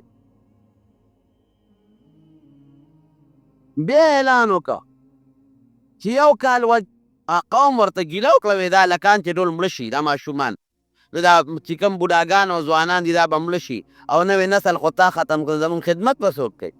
د بني اسرائیلو نه به دوی خدمت اخیسته د فرعون قوم. وی ښه یو کال ماشومان وجنې او بل کال یې مه وجنې. رب العالمین موسی علیه السلام پیدا کړ، چې پیدا کړ د الله په حکم یو صندوق یې وله جوړ کړ او هغه په صندوق کې بند کړ ماشوم او دریاب ته وغورځوه. دریاب ته وغورځوه دا زما کار دی. او سامرین پیدا شو، د سامري مور هم وی چې دا ماشوم زما مخکې د فرعون کارنده راشي وج دی، دا خو ډېر ګران کار دی. نو د مور یې دا ماشوم بوته دا سامري د هغه نوم هم موسی و، د ځنګل کې وغورځوه. چې زه بس که مري د ما د سترګو نه پناه خو به مړ شي که نه، ځکه د فرعون کارنده ګرځي او ماشومان د مور مخکې لالی. حضرت موسی علیه السلام پیغمبر الله د فرعون کور ته ورسو، د فرعون په کور کې تربیت شو او دغه سامري چې د هغه نوم موسی و هغه له به جبریل علیه السلام راته او د هغه تربیت جبریل علیه السلام کو. دور الله ته د سامري تربیت جبریل علیه السلام وکړه او د موسی علیه السلام پیغمبر تربیت فرعون وکړه. وموسی الذي رباه جبریل کافر وموسی الذي رباه فرعون مرسل. هغه موسی چې سامري یې تربیت وکړه د هغه نه غټ کافر جوړ شو. چې جبریل علیه السلام یې تربیت وکړه د هغه نه الله غټ کافر سامري جوړ کړه.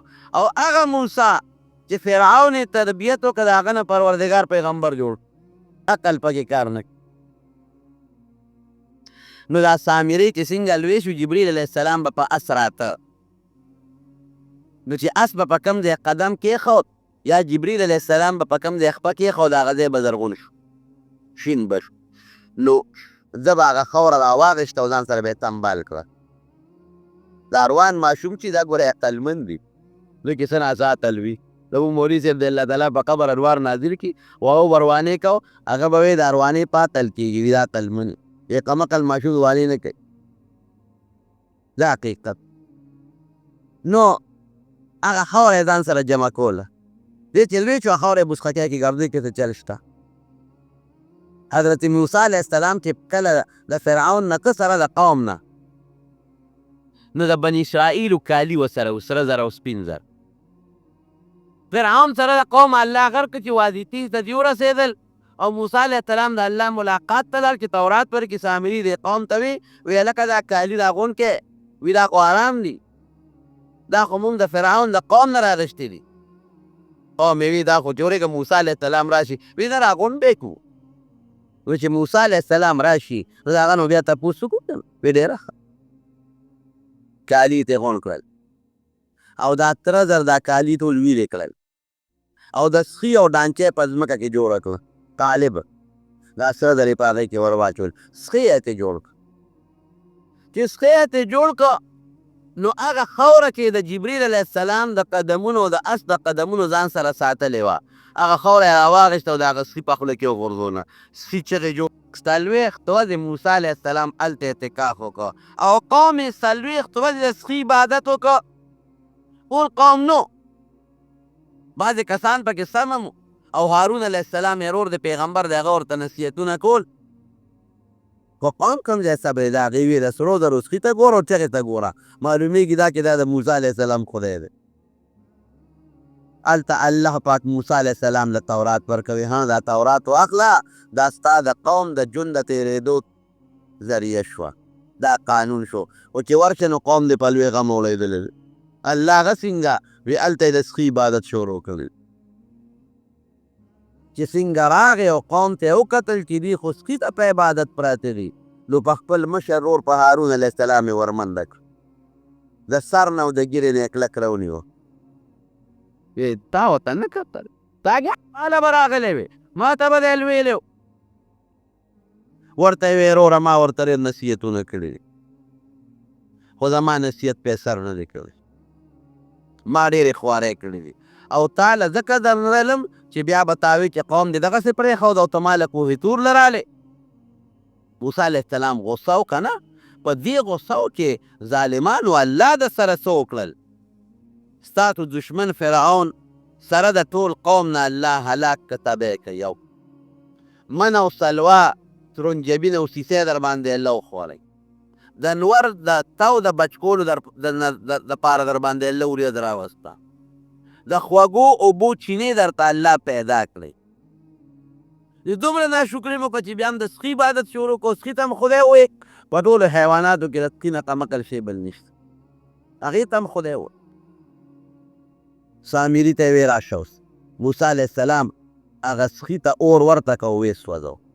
وی دا اوس تاسو خدای دې غوږ ورته کېږدي اوس دلی سوځوم.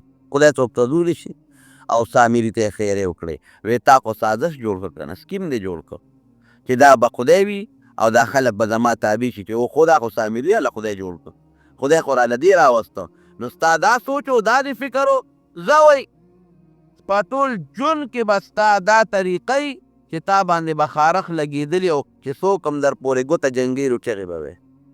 دا ګوره ډېر ګران ژوند دی الله دې مسلمانو سره نه به دله زوی ګوتې در وړې شي نه ډاکټر او نه طبیب او نه دوست او نه یار. نو سازش او سکیم چې بل ته جوړی دا د وخت نه یقین راوله په دا خپل زړه کې چې دا سازش مادي مسلمان ته نه دی جوړ کړی، دا مې ځان ته جوړ کړی دی.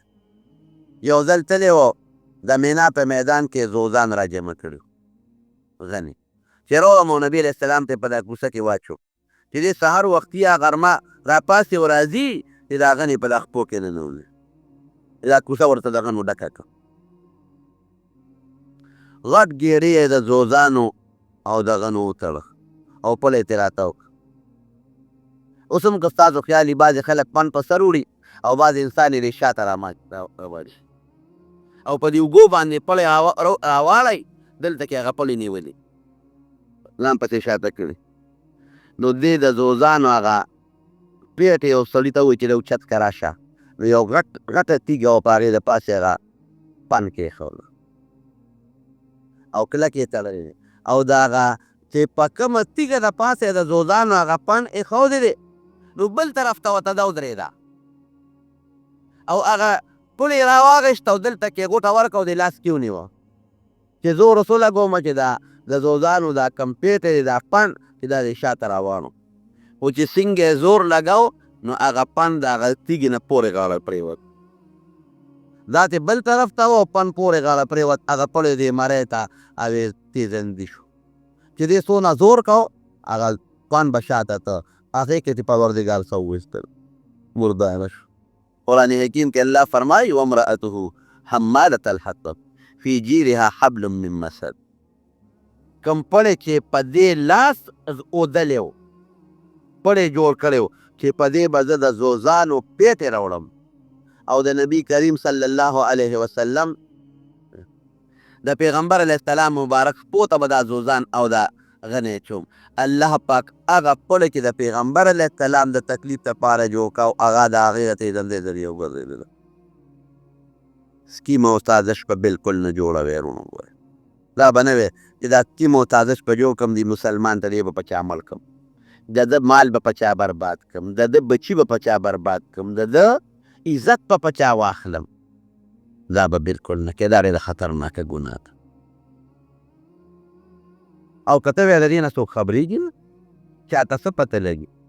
دا هلکې یو سوال دا دي اکثر دا سازشانو سکیمونو والا دقه لوبه کوي، هغې وایي دې نه څوک څه خبر شو، نه مې کوه شي ته نقصان رسي، دې نه څوک څه خبرېږي. نو که بل ته څوک نه خبرېږي نو الله خو خبرېږي که الله نه یې کوم ځای پته او دا مو وایه چې دې نه څوک نه خبرېږي. نبی کریم صلی الله علیه وسلم فرمایي د هغه د وینا مطابق درسره چې کوم مسلمان د بل مسلمان عیبونه وباسي هکې عیبونه وباسي او د بل مسلمان هغه پټ رازونه راښکاره کول غواړي او بل مسلمان ته نقصان رسول غواړي، وایي که دې په خپله کوټه کې په بړستن کې دننه دا کار کوي نو الله به یو وخت داسې راولي چې د ده دا سکیم او دا عیب راښکاره کول به راڅرګند کړي او مخلوق خدا به پرې الله خبر کړي. هلکې به دا سوچ نه کوي چې له دې نه خوا نه خبرېږي او دا سکیم او دا کادش خو د پټ جوړو، بلکل به دا نه وی. دا به هلکې وایه چې دا سازش او سکیم جوړوم الله پې خبردار او دا الله هغه فرشتې چې زما نه ګیر چاپېره تولي په دا ښه اوږه او په دا ګس اوږه مې نستي هغه پې خبردار، دا پټ نه پاتې کېږي، دا خامخا ښکاره کېږي. نبی کریم صلی الله علیه وسلم خیبر ته لاړ،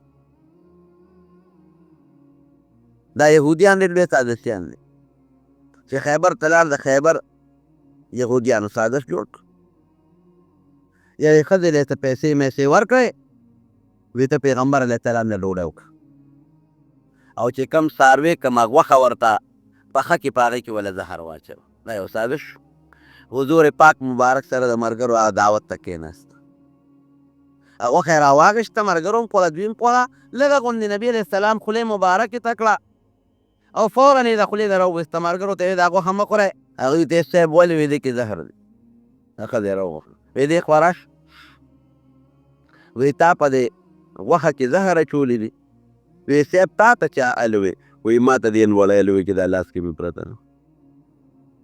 ته خو پوه شوه نبي علیه السلام ته خو پته ولګېدله پوه شوه، ورته وی او صاحب ما پکې زهر اچولي. ښځه پوه شوه چې اوس بغیر د رښتیاو نه کار نه کوي، ته وی او صاحب ما پکې زهر اچولې. ښځه پوه شوه چې اوس بغیر د رښتیاو نه کار نه کوي. وی ولې دې پکې اچول؟ وی مالکې وی که ته دروغجن پیغمبر یې درنه به خلاص شو او که رښتونی پیغمبر یې تا ته ضرر نشي رسول. یو سازش یې جوړ. ګوره حضور پاک مبارکه هغه ښځه بیا مسلمانه شوه. چې مسلمانه شوه نو معافې کړه. اوس به ته وایې چې ښځې خو سازش هم جوړ او تکلیف هم ورته ونه رسېد. نه، یو صحابي د هغې نه شهید شو د هغه زهرونه. نبي علیه السلام هغه ښځه راوسته. ای ته خو مسلمان یې لیکن د الله تعالی قانون دی او زما د قرآن حکم دی، تا له به اوس قصاص در کوم، سزا به در کوم. د هغې صحابي په هغه مرګ کې چې د هغه زهرو د وجې نه وفات شو هغه ښځه قصاص شو. حضرت یوسف علیه السلام په ټولو وروڼو کې خشته او ښکلې مزیدار خوبصورته نبی کریم صلی الله علیه وسلم فرمایي چې کله معراج ته لاړو هلته مې د پیغمبرانو سره ملاقاتونه وشو. یوسف علیه السلام مې ولید. د ټولې دنیا د خلکو نیم حسن پروردګار دله ورکړی. ګوره عجیبه سکیم یې جوړ کړو. بابا مونږ خو زه ښکار هم کوو، لوبې ټوقې به هم کوو او سیل به موږ ځنګل ته ځو. نو که ستا خوښ نو دا یوسف هم موږ له راکړه. یعقوب علیه السلام به دا بچې ځان نه جدا کړو، هر وخت به ورسره و. ای بچی هسې نه دا ماشوم دی او چې ته شرمښې ده نه، په دې علاقه کې شرمښان ډېر دي او شرمښې ده نه مات نه کړي. نه بابا مونږ بلا رونه یو او ګڼ رونه یو، نو مونږ به دومره کمزوري چې ستا دا یو ماشوم بچی به د مونږ نه شرمه خوري. وی ښځه ډېره ښه ده، بچی یې وله ورک. د پلار په مخ کې اوچت که او ښکلې که او یو زوی به د بل نه اخېسته او بل د بل نه، او چې د پلار د مخې نه یې خوا کوم څپېړه دې شروع کړې. تا سره پلار مینه کوي، ها تا لار سره وړي. مونږ سره خو هغسې مینه نه کوي چې تا سره کوي په دې برابر کړو. او زه خوب لیدی چې 11 ستوري او نر او سپومې ما ته په سجده پراته دي. وی ښه اوس به پته ولګي چې ته به مونږ ته سجدې کوې که مونږ به درته کوو. 11 ستوري دا 11 رونو یې کې یو خپل سکر او دا 10 سیونو دا دغه و مېرني چې بویه ته یو شال پیو په هغې کې یوسف علیه السلام وغورځو. داسې کوي اوږده غټ جور کویانو هغې کې وغورځو او ښکارونه یې کول نو یو شرمښې کې ته راوړي وه، هغې کې پړی واچو او قمقل سړي چې وي که نه دا چې کوم سازشي سړي دی د عقل سوچ هم په ځای نه. د یوسف علیه السلام نه یې کمیس وویسته او چې ته ښکار یې کړی و هغې په وینو کې رنګ کړ او کمیس یې یعقوب علیه السلام مې راوړی. دا دې شرمښ ستا زوی مات کړی دله م راوسته چې ستا یقین پیدا شي. او دا ستا د دوی کمیس او دا ورباندې وینه. یعقوب علیه السلام خو پیغمبر و، وی عجیبه هوښیار شرمښ دی چې زما زوی یې ماته او د هغه اندامونه غوښې خوړې او کمیس یې ترې واخیستی دی. یقه دی کې دوی خطا شوي چې کمیس یې نو شلولی او کمیس یې راوړو. یعنې کمیس وشلوی نو پته به ولګي که نه. وی ډېر هوښیار شرمښ دی. کمیس یې ترې واخیسته او غوښې ولوکې وله خوړل.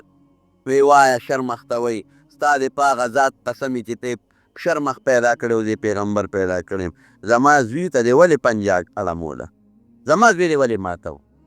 شرمښ ورته الله ګویا کوي صاحب د شرمښ به څه مجالي چې یو پیغمبر چې د پیغمبر زوی هم وي هغه به شرمښ څنګه مات کړي. مونږ پیغمبرانو له ګوتې ور وړی شو، پنجه ور وړی شو، د پیغمبر زوی ته مونږ غږ کولی شو. دا خو زوی راونیولم او پړی راکې واچو تا لې راوستم. ګوره سازش یې جوړ کړه، الله پکې ناکام کړل. هغه یوسف علیه السلام پروردګار یو قافله راله او هغې د کوی نه وویسته.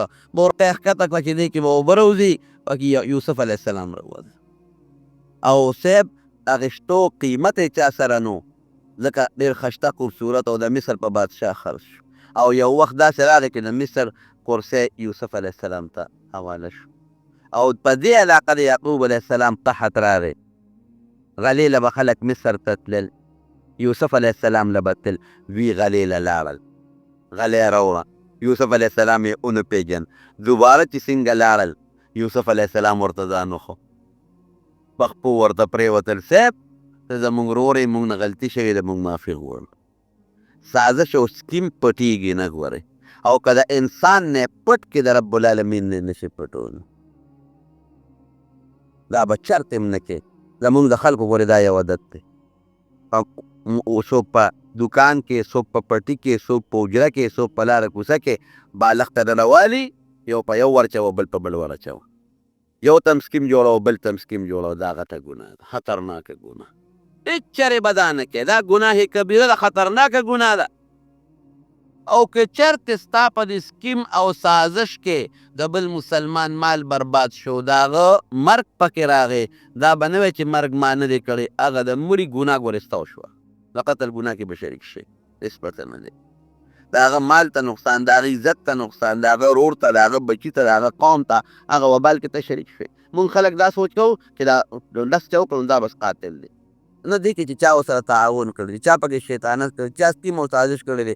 نبي علیه السلام فرمایي چې د بل سړي په مرګ کې په 2 ټکو څوک شریک شي، د قیامت په ورځ بیا په تندي ولې لیکلي کېږي د الله د رحمت نه مایوسه دی.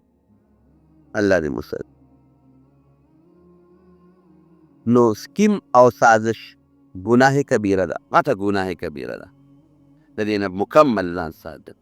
او که په دې پوه شو چې یو سړی د بل مسلمان خلاف داسې خبره کوي چې د هغه عزت ته پې نقصان رسي، د هغه مال ته پې نقصان رسي، یا د هغه ژوند ته پې نقصان رسي، د مسلمان ته نصیحت وکړه. دا ګورو یو کس تپوس کوي چې سپړې په منځه کې د امام نه مخکې رکوع وکړي او یا سجده وکړي، نو وایي په دې باندې لمونځ خرابېږي او اودس یې ماتېږي. مسله داسې ده که چا د امام نه مخکې رکوع له لاړ یا د امام نه مخکې سجدې له لاړ، نو دا ګناه ده، دا ناجایز دی. نبی کریم صلی الله علیه وسلم فرمایي وی کوم انسان چې د امام نه مخکې رکوع لځي، سجدې لځي، او یا د رکوع سجدې نه د امام نه مخکې پاسي، وی هغه د دا سټوکې د شیطان په لاس کې دی، شیطان یې مخکې بوځي او رشتې بوځي. دا سخته ګناه ده او دا ناجایز دی. که دې داسې طریقه باندې د امام نه مخکې رکوع یا سجدې له لاړ چې امام سره په دې رکن کې شریک نه شو، لکه چې دی رکوع له لاړه او بیا امام رکوع له ځي، سر پورته کړي، نو امام سره په هغه رکن کې په رکوع سجده کې شرکت رانغی، نو بیا خو مونځ ارو نه شو. او که نه دی مخکې د امام نه رکوع له لاړ او بیا د امام ورپسې لاړ، خو په هغه رکوع کې امام سره شرکت راغی یا په هغه سجده کې امام سره شرکت راغی، نو مونځ مکروه دی، اودس پرې نه ماتېږي. اودس هله ماتېږي چې سړی په مانځه کې قهقهه وکړي، د هغه مونځ چې رکوع سجدې والا مونځ دی، یعنې هغه اواز والا خندا په مانځه کې وکړي، نو د مونځ هم مات شو، اودس یې مات شو، دی بیا دوباره اودس وکړي. دا بل ملګري تپوس کوي چې مونږه جومات دیوال کچه دی او اوس دیوال د جومات پخو او قبلې طرف ته لار ده، نو آیا که مونږ محراب خو لار طرف ته جوړوی نه شو، نو که محراب مونږ د جومات نه بار جوړو خو د جومات دیوال بدن نه کوو، نو آیا مونږ د محراب د جومات نه بار جوړ کړو چې لار تنګه نه شي او دیوال د جومات دن نه کړو او لار ته ځای پرېږدو، دا جایز دی که ناجایز؟ دا ناجایز دی. د جومات حصه چې د جومات دپاره وقف شوې ده، د بل مقصد دپاره استعمالول، دا ناجایز دی او ګناه ده. محراب که خامخا لازمه نه ده چې د دیوال نه دي باري، بعضې جوماتونو کې داسې محرابونه جوړېږي چې هغه په دیوال کې دن نه وي. محراب صرف دیم فایده ده چې د دیوال نه بار راشي، نو د یو سب بچت پکې راشي، او دیم فایده ده چې د امام لمانځه ځای مختص او معلوم وي. نو لازمه نه ده چې محراب د خامخا د دیوال نه بار راشي، خو د جومات حصه دا وقف کول لارې ته، دا ښه خبره نه ده. دا بل ملګري تپوس کوي چې بعضې ښځې هغه زبان دراز وي، جبیر وخه ریستی یو ټول کور دې په اور کې ولاړي، دا سخته ګناه ده. زنانه به په خپل کور کې د خپل خاوند سره تیزي نه کوي، نه به پرې غوسې کوي، نه به پرې اواز راوباسي. دارنګې زنانه په اسخر باندې یا په خواښې باندې اواز رایستل او غوسې کول، دا ناجایز دي، دا ګناه ده او زبان درازي به نه کوي. په اخلاقه شی دی، هم د سړو دپاره هم د ښځو لپاره ګزاره دې کوي. بچو سره هم بد اخلاقي نه ده پکار، د بچو سره هم په داسې طریقه باندې وخت تېرول پکار چې کنځل پکې دي. بعضې زنانه کنځل ډېر زیات کوي، نو بچي هم ته هغه چل زده کړي، بیا بچي هم هغسې کنځل کوي.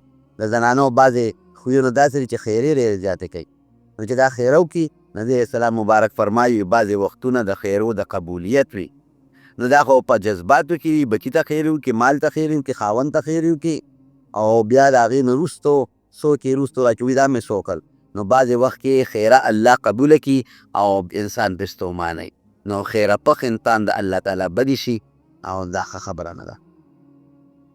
دا بله مسله ده چې یو سړی په داسې وخت کې راغی چې امام په خطبه دی، آیا دی به سنت کوي که به نه کوي؟ نو خطبه هغې ته ویلی چې د دویم بند نه پس امام شروع کوي. نو که یو سړی په داسې ټیم کې راغی چې د خطبې اذان شروع دی، الله اکبر، دغې نه پس به دې سنت نه کوي. دا د امام ابو حنیفه رحمت الله علیه مسلک دی، اگر که د نور علماء ائمو پکې لږ اختلاف شته. د هغې مسلک دا دی چې د اذان د خطبې نه پس به دې سنت نه کوي، دا سنت له باندې نه پس وکړي. البته که امام تقریر کوي، یعنی په وخت لاړه زوال پسې، هغه له الله ډېر لوی اجر ورکوي، په حدیثو کې د ډېر لوی ثواب دی. دویمه مسله د ملګري دا تپوس کړی دی چې د سحر سنت داسې وخت کې سړی جومات ته راغی چې امام په جمع باندې ولاړ دی په فرضو، نو دی به سنت کوي که به نه کوي؟ نو دې کې زمونږ مسلک کې دوه قول دي، خو راجح قول دا دی چې که امام د دویم رکعت رکوع ته سره رکوع لاندې کولی شوې، دې دا خپل ګمان نه وکړو چې زه راټولښت کوم امام په دویم رکعت کې رکوع سره لاندې کولی شم، نو بیا دې سنت وکړي. او که دا غالب ګمان و چې نه که زه دا مونځ کوم دا سنت او امام په دویم رکعت کې رکوع زه نشم لاندې کولی، بیا دې سنت پرېږدي. خو که دې سنت کوي هم په دې جومات کې په دې خیال چې امام زه په دویم رکعت رکوع کې لاندې کولی شم، دا ځای کې به سنت کوي چې د امام اواز نه اوري. لکه امام کوټه کې دی بار سنت وکړي، یا امام بار مونځ کې دی په کوټه کې، یا لوی جومات یو طرف ته دی وکړي. که دا ځای کې دی درېږي چې سب سره نږدې دی او د امام قرائت دی اوري، بیا دی بالکل سنت نه کوي، بیا دی پرېږدي. ځکه چې بیا قرائت اورېدل په ده باندې واجب کېږي، دې باندې ته خامخا غولېږي. دا سنت د سهار کې پاتې شي، بیا به څه کوي؟ نو دې کې د مونږ د امام محمد رحمت الله علیه قول دی او هغه مفتا به راجح قول دی چې د سحر د نور ختو نه پس ترې سنت پې وکړي، چې نور اوښ پې وخېږي هغې نه پس ترې سنت وکړي. ملګري دا تپوس کوي چې د مازدیګر مونځ یو سړي وکړو، دا خیال و چې جمع شوې ده او د مونځ وکړه، فرض یې وکړل، اوس امام سره د جمع نه وشو، امام راغی، دې به څه کوي؟ نو ده خو خپل فرض کړي د مازدیګر د فرضو نه پس نفل جایز نه دي، نو دې بس امام سره شرکت نه کوي. او د ماښام متعلق هم علما لیکي امام که د مخکې فرض کړو بیا امام یې را لاندې کړه، امام سره دې په شرکت نه کوي چې 3 رکعته نفل نشته. یا خو چې امام سره نفل کوي په 3 رکعتو نیت پکوي، 3 رکعته نفل نشته.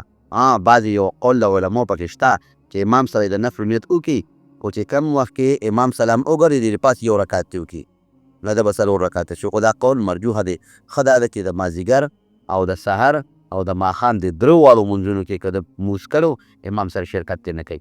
او که ماسپښین او د ماسخوتن د فرض کړي او بیا امام را لاندې کړه، امام سره د نفلو نیت دې وتړي، الله به د نفلو اجر او ثواب وله ورکړي. دا بل ملګري په ذهن کې دا سوال دی چې یو سړی جنازه تیاری نو تیمم وکړي او جنازه کې شریک شي. زموږ په وطن کې دا عام رواج دی او ډېر غلط رواج دی. خلک مقبرې ته لاړ شي، هلته یې ډډې لګولي، ګپ شپ یې لګوي، او چې کوم وخت جنازه راشي نو بس په قبر یا په کاڼي باندې ډبار شروع کړو تیمم ووایي. دا مسله غلطه ده، دا ناجایز ده. چې د سره وخت د اودس وو نو اودس به کوي، چې اوبه وي اودس به کوي، وخت ورسره شته اودس به کوي. تیمم د هغه چا لپاره فقهاو لیکلی دی چې جنازه دې په تیمم وکړي. د دې داسې وخت کې حاضر شو، د د پته نه وه او د جنازې ته حاضر شو، ناګهاني جنازه ولیدله، که دې اوس اودس کوي جنازه ترې تېرېږي، جنازې لمونځ ترې کېږي، د جنازې خو بل بدل شته دی نه، نو دغه وخت کې دې فوراً تیمم وکړي چې د جنازه ترې نه لاړه نه شي. اوس چې د مخکې ده ته پته ده چې په 4 بجې جنازه ده او دې ناست دی او ډډه یوازې د اودس نه کوو، جنازه حاضره چې بیا فوراً تیمم ډبر شروع کړي، دا خو ناجایز ده. زموږ پښتانه نه وایي چې اوبه وي نو تیمم ته حاجت نشته. نو زه خو دا خو پښتنو مسله ده، خبره ده، خو خبره د شریعت مطابق ده. د سره تیمم و د به اودس کړو، بیا به مقبره کې د انتظار کړو. ښه، او که د جمعې لمانځه کې یو سړی داسې وخت کې راغی، یا د جمعې لمانځه یو سړی داسې وخت کې راغی چې د اودس نشته او دې ته چې جمعې لمونځ کېږي، نو دی په تیمم د جمعې لمونځ نه کوي، دلته د جمعې لمونځ بدل شته دی چې هغه د ماسپښین لمونځ دی. که جمعې لمونځ ته تیمم دې نه کوي، پر اودس دې وکړي، که امام سره جمعې لمونځ اعلان وي، که خو ډېره خره کړه اعلان دې نه کړي، ماسپښین لمونځ دی. او که د اختر لمونځ دی، د اختر لمونځ هم بدل نشته. نو که دا ټایم کې دی راغی چې دی اودس کې لمونځ ته د اختر ختمېده، نو امام فارغېده، نو دی بیا خیر په تیمم د اختر لمونځ وکړي. د جنازې لمونځ او د اختر لمونځ چونکې بدل نشته، نو که د اودس کوو دا دواړه لمونځونه ترې تل، نو دی اودس وکړي، تیمم دی ووایي. او د جمعې لمونځ داسې نه د هغې بدل شته، د هغې په ځای کې جمعې لمونځ ته ماسپښین لمونځ وکړي. ربنا آتنا فی الدنیا حسنه وفي الآخرة حسنه وقنا عذاب النار. رب العالمین دې زموږ او ستاسو دا خوارۍ او دا هر څه قبول او منظور کړي. او صلی الله تعالی علی خیر خلقه محمد و آله